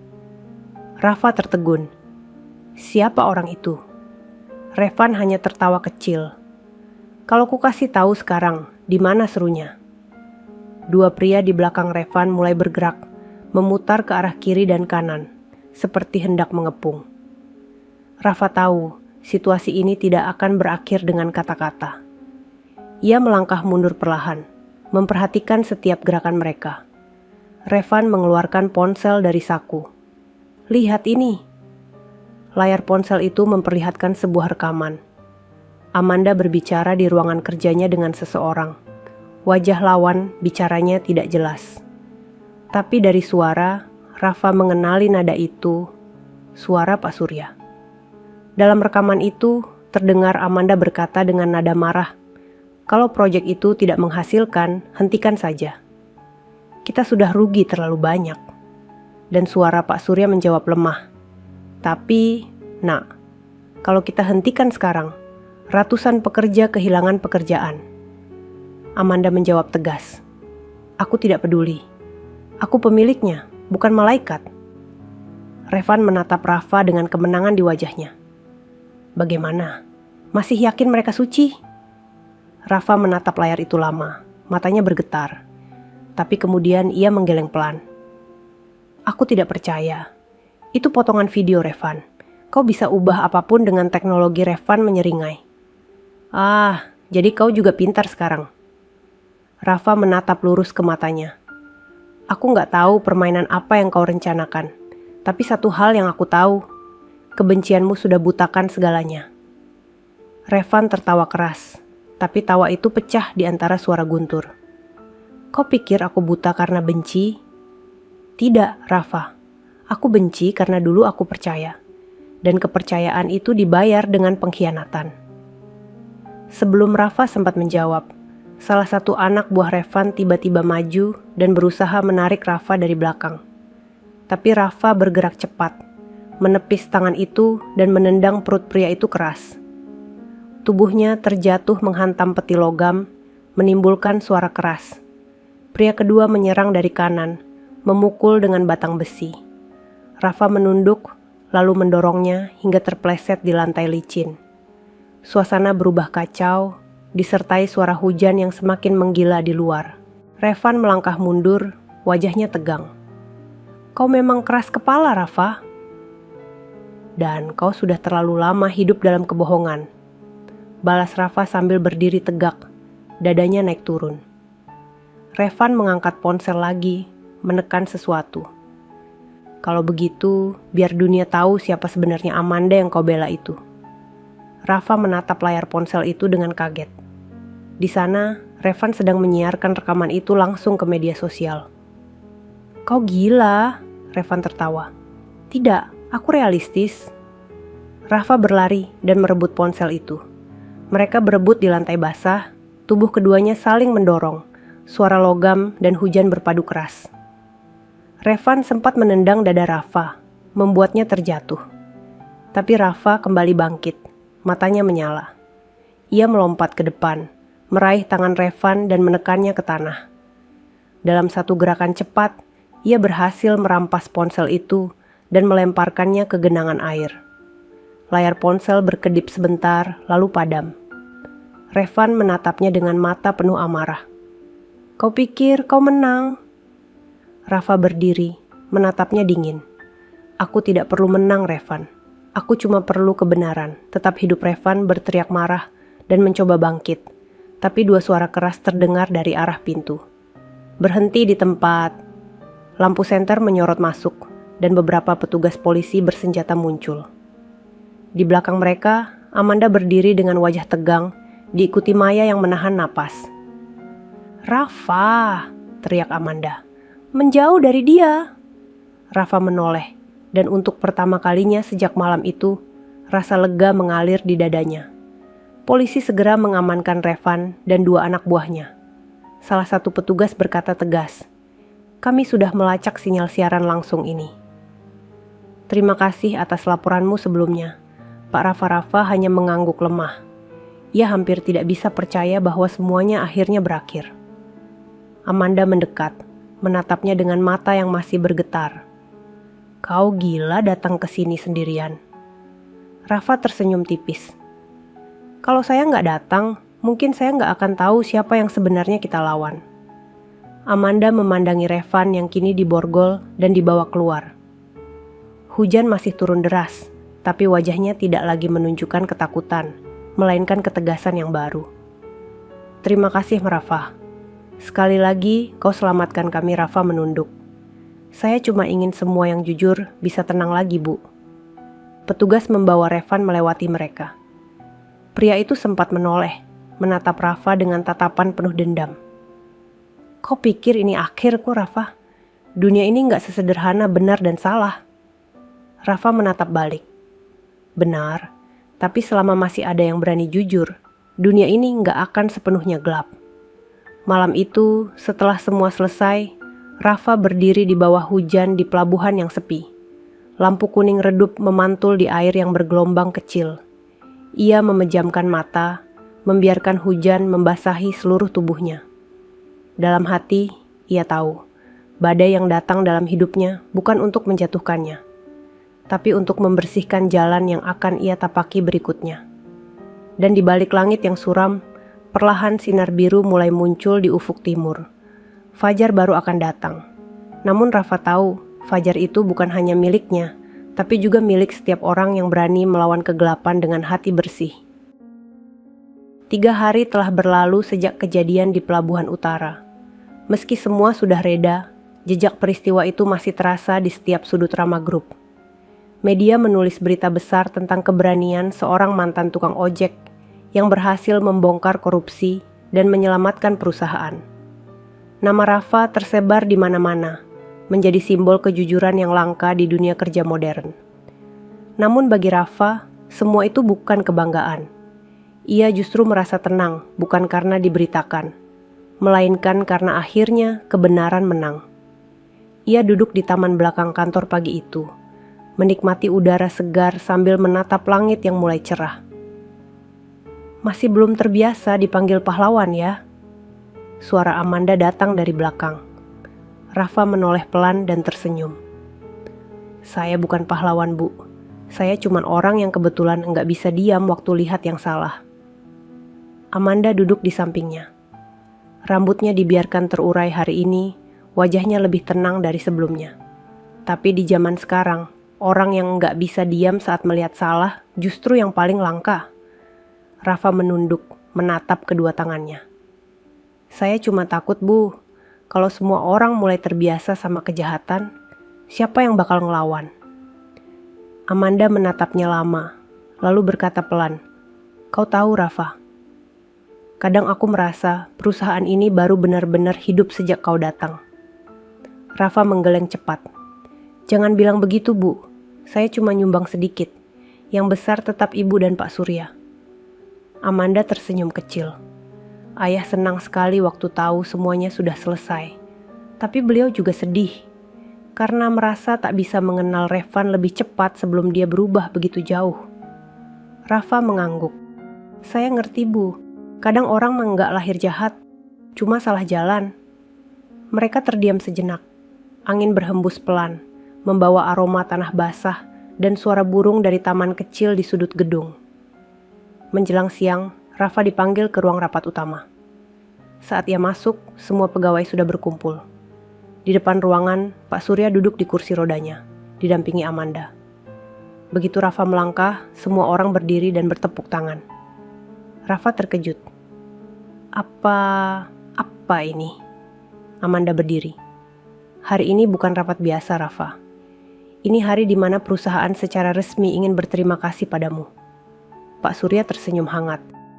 Nak, sejak hari pertama kau datang dengan jaket lusuh dan wajah berdebu, kau sudah memberi pelajaran untuk semua orang di sini, bahwa rendah hati lebih kuat dari 1000 gelar, dan kejujuran lebih berharga dari 1000 kata manis. Suara tepuk tangan kembali terdengar. Kali ini lebih lama. Rafa menunduk, pipinya memanas. Pak, Bu, saya nggak tahu harus ngomong apa. Saya cuma ngelakuin apa yang seharusnya. Amanda melangkah mendekat, lalu menyerahkan sebuah kotak kecil berwarna hitam. Ini simbol rasa terima kasih kami. Rafa membuka kotak itu pelan. Di dalamnya ada pin berwarna emas bertuliskan Integrity First. Kejujuran yang pertama. Ia memandang benda itu lama, lalu berkata lirih, Terima kasih Bu, tapi saya takut nggak bisa jaga ini sendirian. Amanda tersenyum hangat. Kau tidak sendirian, Rafa. Mulai hari ini, seluruh Rama Group berdiri di belakangmu. Ruangan kembali hening, tapi keheningan itu penuh arti. Pegawai yang dulu sempat menghina kini menatap Rafa dengan mata berkaca-kaca. Beberapa dari mereka bahkan maju menghampiri, menyalami tangan Rafa dengan tulus. Maafkan kami Mas Rafa, ucap salah satu dari mereka.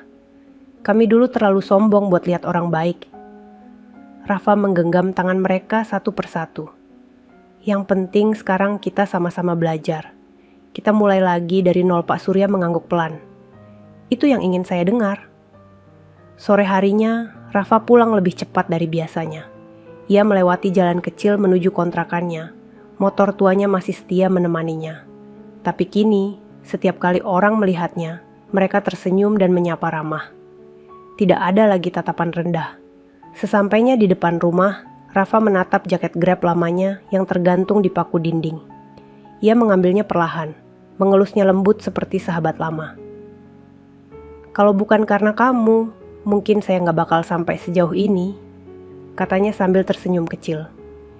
Ia menggantung kembali jaket itu, tapi kali ini di tempat paling tinggi di dinding. Bukan lagi simbol perjuangan, tapi pengingat dari mana ia berasal. Malamnya, Amanda mengirim pesan singkat. Rafa, besok pagi datanglah sedikit lebih awal. Ayah ingin bicara hal penting tentang masa depan perusahaan. Dan aku juga ingin bicara sesuatu padamu. Rafa menatap pesan itu lama. Ada sesuatu dalam kalimat terakhir yang membuat dadanya bergetar halus. Ia tidak tahu apa maksud Amanda, tapi hatinya tiba-tiba tenang. Ia menatap langit malam dari jendela kontrakannya. Lampu-lampu kota berkelip di kejauhan. Terima kasih, Allah, bisiknya pelan. Sudah kasih kesempatan buat orang kecil kayak saya bisa berarti di dunia yang besar ini. Dan di luar sana, bulan bersinar terang, menembus awan tipis, seolah ikut tersenyum menyaksikan seorang pria sederhana yang akhirnya menemukan tempatnya di dunia. Namun tanpa Rafa sadari, di kejauhan, seseorang sedang duduk di dalam mobil hitam yang terparkir di seberang jalan. Di tangan orang itu, ponsel menyala dengan foto Rafa di layar. Sebuah suara berat terdengar dari speaker. Targetnya masih hidup. Tunggu perintah selanjutnya. Dan orang itu menjawab pelan. Baik Pak. Sementara di dalam kontrakan sederhana itu, Rafa tertidur lelap.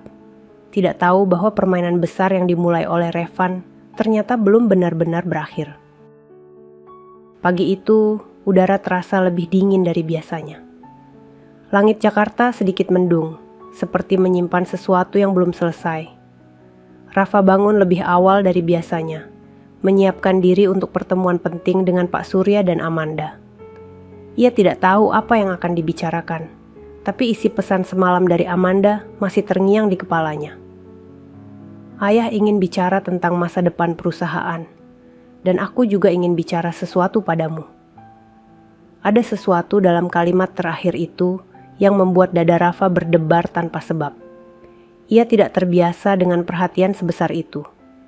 Namun jauh di hatinya, ia merasa hari ini akan membawa sesuatu yang berbeda. Setelah sarapan sederhana, Rafa mengenakan kemeja putih bersih dan celana hitam. Ia menatap cermin, tersenyum kecil, lalu berbisik, "Bismillah." Sesampainya di kantor, suasana terasa lebih tenang dari biasanya. Beberapa pegawai menunduk sopan, memberi salam hangat. Namun entah kenapa, Rafa merasa ada hawa aneh yang berputar di udara. Maya, asisten pribadi Amanda, menghampirinya dengan wajah canggung. "Mas Rafa, Ibu Amanda sudah di ruang rapat lantai 11. Tapi Pak Surya belum datang." "Belum datang?" Rafa mengerutkan kening. "Biasanya beliau datang paling awal." "Iya," jawab Maya lirih. "Tadi pagi, sopirnya bilang beliau berangkat sendiri tanpa pengawal. Katanya ingin mampir ke suatu tempat dulu." Rafa menatap langit-langit sebentar. Firasatnya langsung tidak enak. "Baik, saya naik ke atas dulu." Pintu ruang rapat terbuka pelan. Amanda sedang berdiri di dekat jendela, menatap kota dari atas gedung dengan mata yang dalam. "Selamat pagi, Bu," sapa Rafa. Amanda menoleh dan tersenyum hangat. "Pagi, Rafa." Duduklah Rafa duduk di kursi seberang, mencoba menenangkan pikirannya. "Ada yang ingin saya bicarakan," kata Amanda lembut. "Setelah semua yang terjadi, Ayah memutuskan sesuatu yang besar.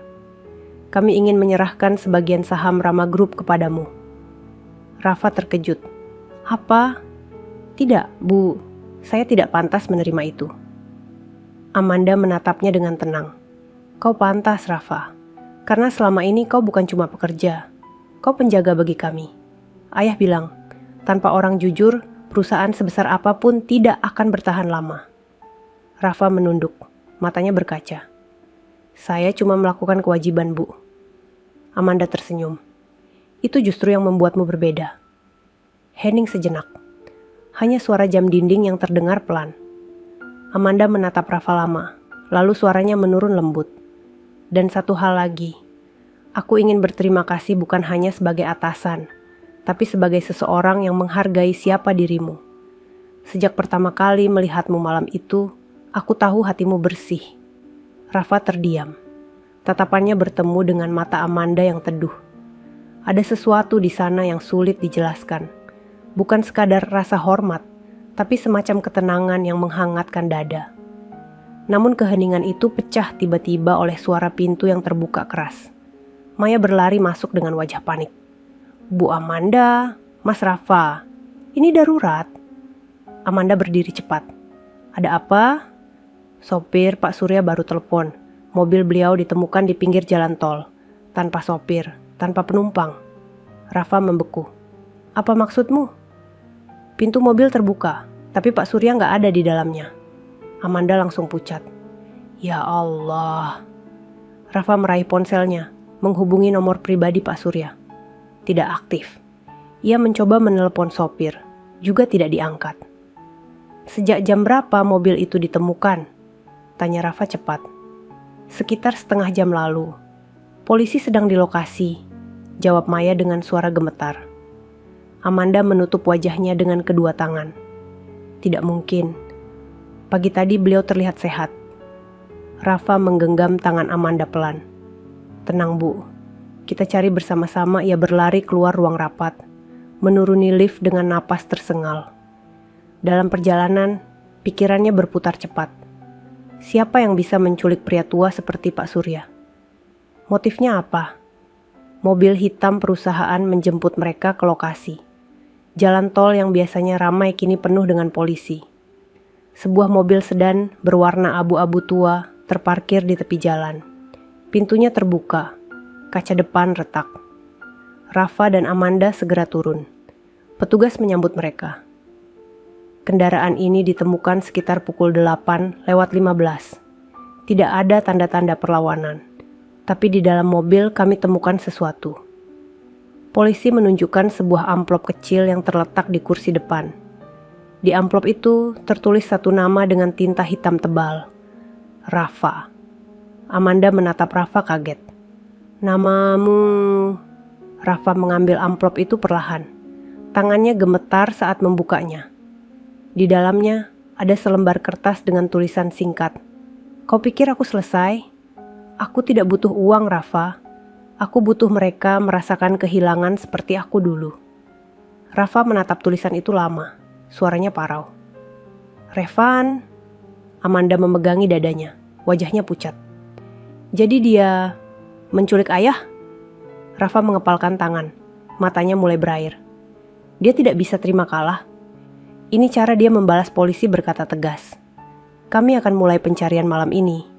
Kami butuh semua informasi tentang orang bernama Revan Amanda. Hanya bisa mengangguk lemah. Rafa menatap ke arah jalan yang basah. Langit mendung seperti menggantung ancaman di atas kepala mereka. Hujan mulai turun lagi, perlahan namun pasti, membasahi rambut dan wajah Rafa yang kini dingin oleh amarah. Kalau Revan masih berani menyentuh beliau, suaranya bergetar. Saya bersumpah. Saya sendiri yang akan menjemputnya. Amanda menatap Rafa dengan mata merah. Kau tidak sendiri, Rafa. Kali ini kita lawan bersama. Mereka berdiri di bawah hujan, bersebelahan, tanpa payung, menatap jalan yang sepi. Dan di antara suara sirin polisi yang mulai menjauh, Rafa tahu satu hal pasti.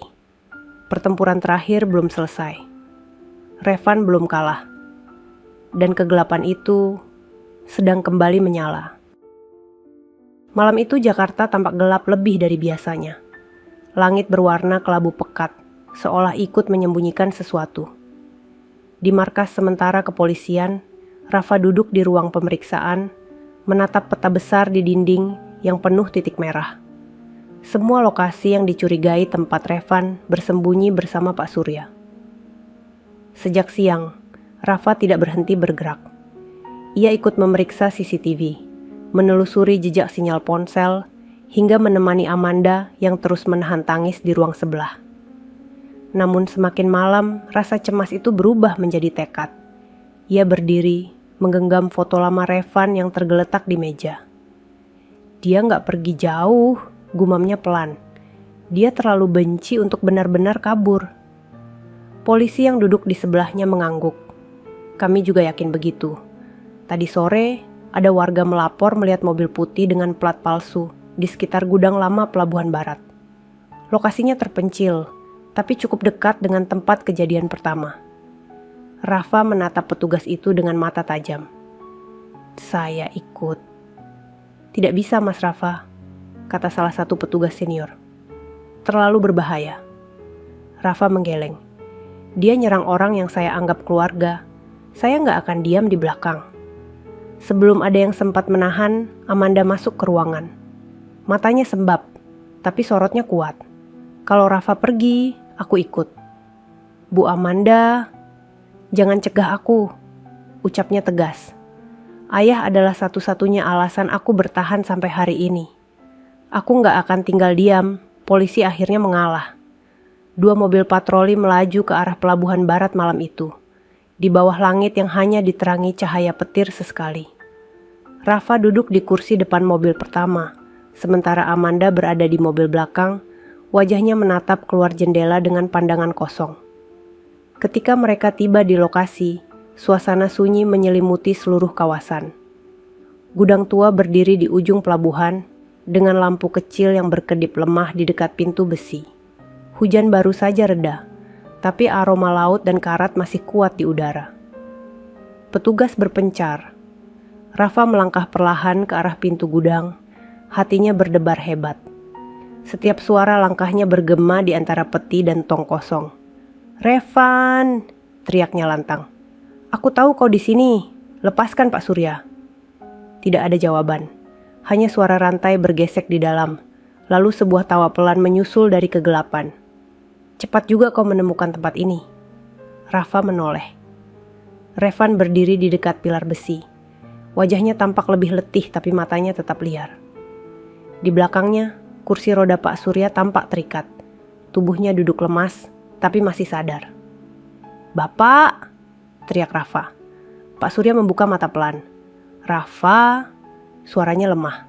"Hati-hati!" Rafa maju satu langkah, tapi Revan mengangkat tangan, memperlihatkan pemantik di genggamannya. Di lantai, tampak beberapa galon bahan bakar sudah terbuka. Satu langkah lagi, dan semuanya terbakar. "Gila!" Rafa mengepalkan tangan.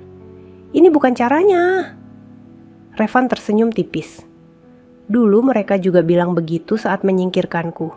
Tapi aku belajar satu hal.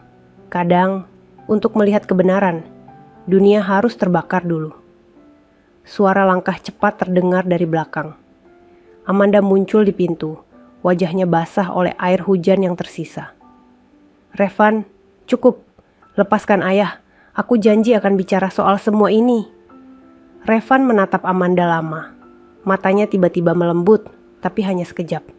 "Kau masih sama seperti dulu, mencoba menyelamatkan semua orang.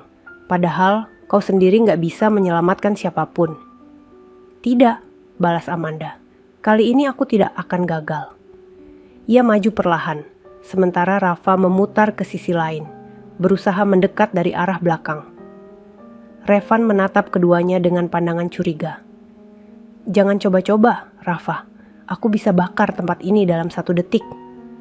Namun tepat saat Revan memutar badan sedikit, Rafa melompat cepat, menendang tangan Revan hingga pemantiknya terlempar ke tanah. Revan berusaha melawan, tapi Rafa menahan tubuhnya. Keduanya berguling keras di lantai. Api kecil sempat muncul dari genangan bensin yang tersambar percikan logam. "Amanda, ambil ayahmu sekarang!" teriak Rafa sambil berusaha menahan Revan. Amanda berlari ke arah kursi roda, melepas ikatan tali di tangan Pak Surya. "Ayah, ayo, kita keluar." Pak Surya mengangguk pelan, suaranya serak. "Kau, cepat keluar juga, Nak Rafa." Rafa menahan tubuh Revan yang terus berontak. Api kini merambat ke tumpukan kardus dan mulai membesar. Suhu ruangan meningkat cepat, asap tebal mulai naik ke langit-langit. "Revan, hentikan! Ini gila!" teriak Rafa. Revan justru tertawa, meski batuk karena asap. "Kau pikir aku takut mati? Ini cara terbaik buat ngakhirin semuanya." Namun tiba-tiba, salah satu tiang besi di atas retak karena panas dan roboh ke arah mereka. Rafa refleks mendorong tubuh Revan menjauh, tapi pecahan besi panas menggores lengan kirinya. Ia menahan sakit, menarik napas tajam. Amanda berhasil membawa ayahnya keluar, berteriak dari luar. "Rafa, cepat keluar, api makin besar." Rafa mencoba berdiri. Revan masih berusaha merangkak, tapi kakinya terjepit batang kayu yang terbakar. Ia menatap Rafa dengan mata putus asa. "Pergi saja, biarkan aku di sini." Rafa menatapnya sebentar. Hatinya bergejolak. Ia tahu Revan telah menghancurkan banyak hal, tapi meninggalkan seseorang terbakar hidup-hidup bukan pilihan yang bisa ia ambil. Ia menarik Revan dengan tenaga tersisa. "Aku gak sekejam itu." Keduanya keluar dari pintu samping tepat saat sebagian atap gudang runtuh. Api menjilat ke langit, menerangi pelabuhan dengan cahaya oranye menyala. Polisi segera berlari menghampiri. 2 petugas menolong Pak Surya dan Amanda menjauh, sementara tim lain memadamkan api. Rafa terjatuh ke tanah. Napasnya terengah. Revan ditangkap lagi oleh petugas. Tubuhnya lemah, tapi masih sadar. Amanda berlari ke Rafa, berlutut di sampingnya. "Ya Allah Rafa, kau luka." Rafa tersenyum kecil. "Nggak apa Bu, yang penting Bapak selamat Pak Surya." Meski lemah, menatap Rafa dengan mata basah. "Nak, kau sudah seperti anakku sendiri." Rafa menunduk. "Saya cuma melakukan yang benar Pak." Api di gudang perlahan padam. Asap hitam naik tinggi ke udara, menandai berakhirnya bab gelap yang selama ini menghantui mereka. Beberapa hari kemudian, berita di televisi menayangkan kebakaran itu. Revan dinyatakan selamat, tapi mengalami luka bakar, dan polisi menutup kasus dengan pernyataan resmi. Rama Grup resmi bersih dari seluruh tuduhan. Di sebuah taman kecil dekat kantor, Rafa duduk bersama Pak Surya yang kini mulai pulih. Amanda datang membawa 2 cangkir kopi hangat. Untuk 2 orang paling keras kepala yang pernah aku kenal, katanya sambil tersenyum. Rafa tertawa kecil. Kalau bukan karena keras kepala, mungkin semua ini nggak selesai. Pak Surya menatap langit sore yang mulai jingga. Kalian berdua sudah melakukan hal luar biasa. Tapi ingat, perjuangan belum selesai. Dunia ini selalu butuh orang jujur seperti kalian. Rafa menatap Amanda, lalu menatap langit. Saya janji, Pak. Saya bakal terus jaga apa yang sudah kita bangun. Amanda menatap Rafa dalam-dalam, lalu berkata pelan, dan aku akan pastikan orang seperti kamu nggak akan pernah jalan sendirian lagi. Mata mereka bertemu dalam diam yang hangat. Angin sore meniup lembut dedaunan pohon. Dari kejauhan, suara azan maghrib terdengar memecah langit jingga. Rafa menatap ufuk barat yang perlahan berubah gelap. Dalam hatinya ia tahu, perjalanan panjangnya akhirnya menemukan akhir yang tenang. Bukan kemenangan yang ia dapat, tapi ketenangan. Sesuatu yang lebih berharga dari semua tepuk tangan dan pujian dunia. Ia menarik napas dalam-dalam dan berbisik lirih. Terima kasih, Allah, sudah menuntun langkah saya sampai sejauh ini. Di atas sana, awan yang sempat hitam kini berubah oranye keemasan. Dan untuk pertama kalinya setelah sekian lama, Rafa tersenyum tanpa beban, menatap fajar yang datang bukan dari timur, tapi dari dalam hatinya sendiri. Tamat. Sahabat semuanya, ceritanya telah selesai. Terima kasih sudah menyimak cerita tadi hingga selesai. Semoga cerita tadi bisa memberikan banyak pelajaran kepada kita semua. Sebelum kami akhiri video ini, jika kalian berkenan dan menyukai cerita seperti ini, jangan lupa klik suka, tinggalkan komentar, bagikan cerita ini kepada sahabat kalian, dan pastikan subscribe channel Sudut Hikmah, agar kalian bisa selalu menonton cerita-cerita terbaru dan inspiratif dari channel kami. Terima kasih. Wassalamualaikum warahmatullahi wabarakatuh.